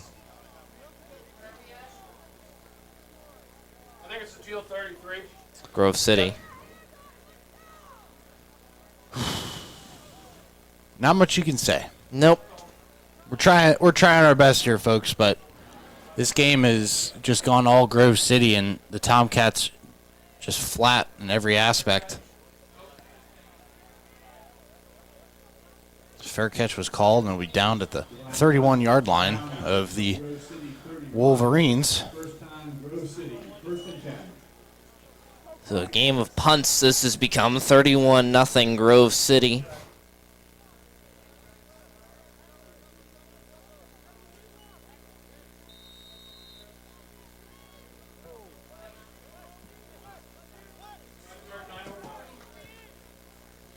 Looks like they still got their starters out there. I mean, kudos to them for sticking with it. Maybe they're trying to test some stuff out as they are headed to the playoffs, but whatever it may be. It will come after this timeout. 31-0 Grove City here at the Mercer County Cup on WXCC 88.1 FM, Greenville, Pennsylvania. This is John Robbins, the voice of Thiel College Football, and you're listening to WXCC 88.1 FM, Greenville, Pennsylvania.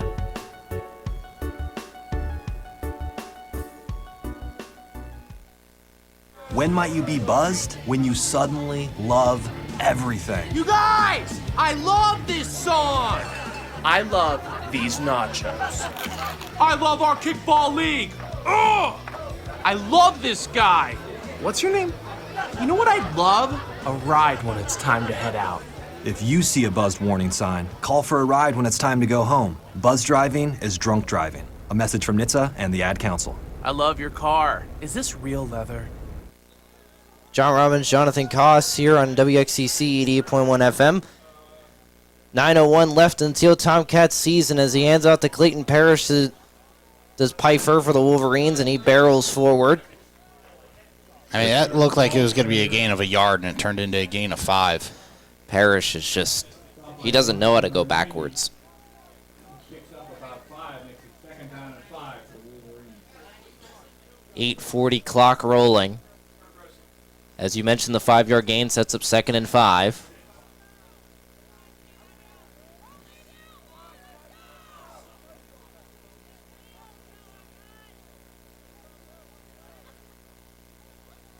Pfeiffer lines up in the shotgun. Parrish offset to his near side behind him. Takes the snap. Hands it off to Parrish, who lowers the shoulder, gets the first down. And another 5-yard pickup for him. And the Wolverines are moving along quite nicely.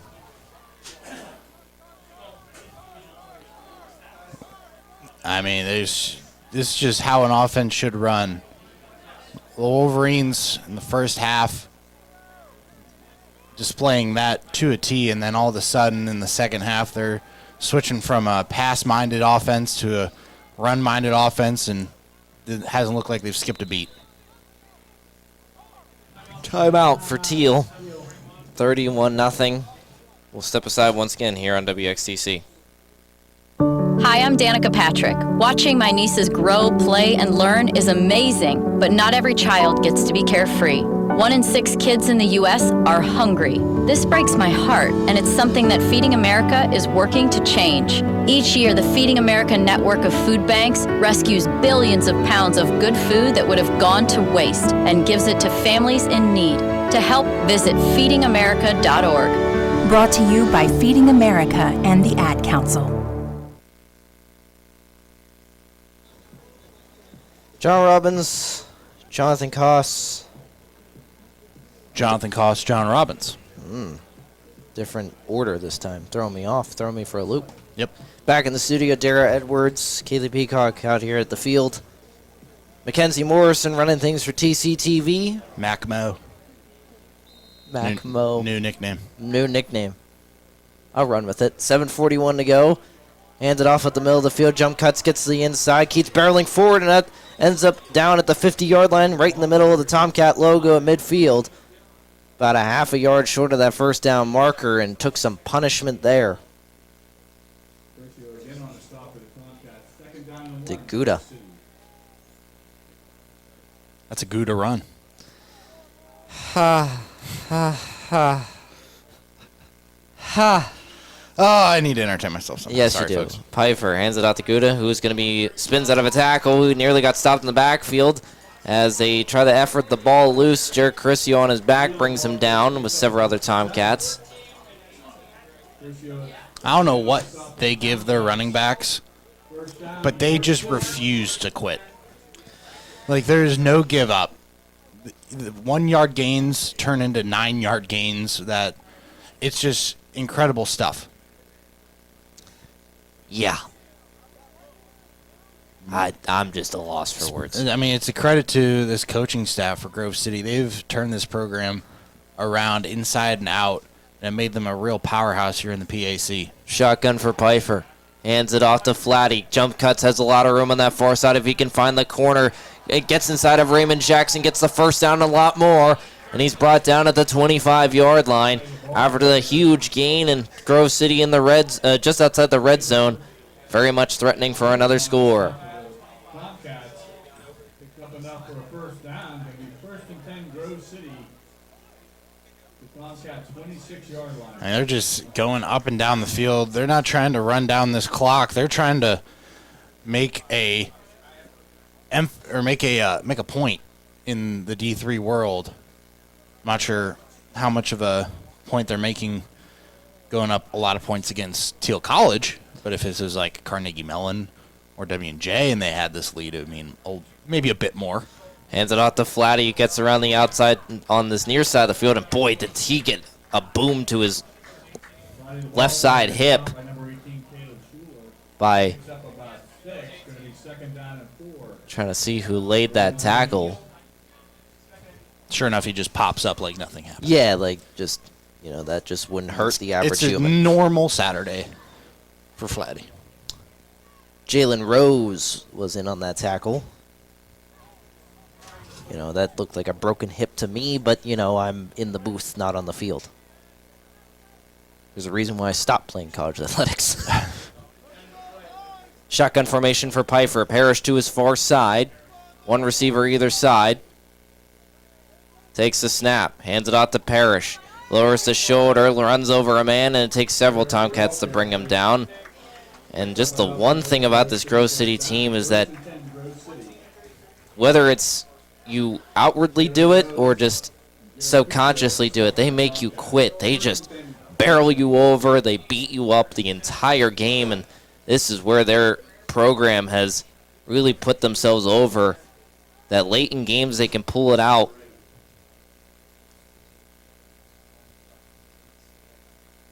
Just a great showing by them offensively. They're getting their ducks in a row headed into next week as they look ahead into the playoffs. Selection Sunday tomorrow as they hand it to Flatty. Tries to get around the corner. Caleb Schuler's there. Slips out of his grasp into the hands of Jared Carissio. Almost a handoff of Thiel defenseman to a fellow Thiel defenseman to bring down the tackle. And it looked like, I think the entire Grove City running back room has at least 5 yards after contact on all of their runs. They're slippery. It's almost they dip themselves in Vaseline before they get onto the field. They're so slippery. They just keep powering, moving their feet upfield. Flatty jump cuts to the outside. He goes back inside, and he'll be dropped down. There's Luke Faber getting himself involved. Sets up 3rd down and short. Tomcats hoping to hold him to another field goal.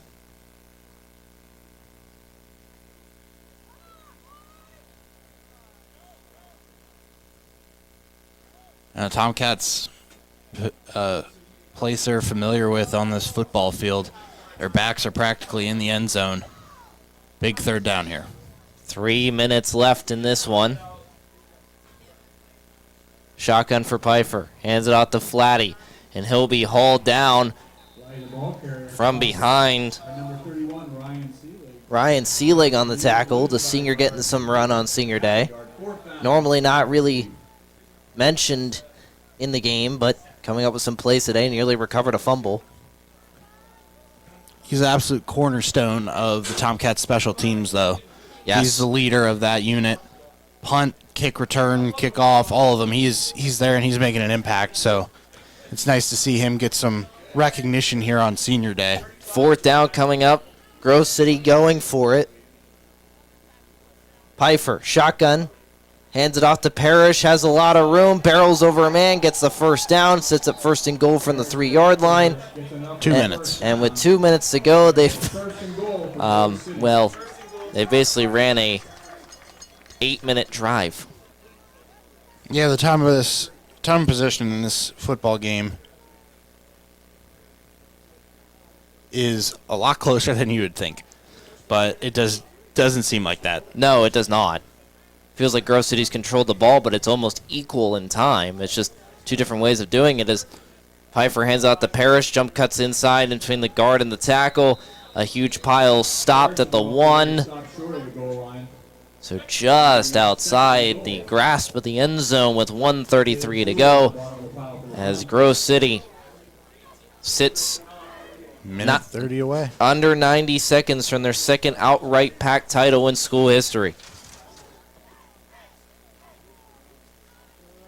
Yeah, like we mentioned earlier in the broadcast, I think Grove City's a perfect roadmap that Thiel College can work with. A couple years ago, they were in the same position that Thiel's been in. As you mentioned in the pregame, Robbins, 33 straight losses for the Wolverines and how they have turned this program around. Victory formation for Grove City. Takes a knee at the 1-inch line. I think we could wrap this up. One more kneel down, and they'll win their 6th straight PAC title. And their 67th of this series. And most importantly, for the second time ever, and the first time since 1997, the Grove City Wolverines will sit alone atop the PAC to end the season with an undefeated 10-0 record for the first time ever.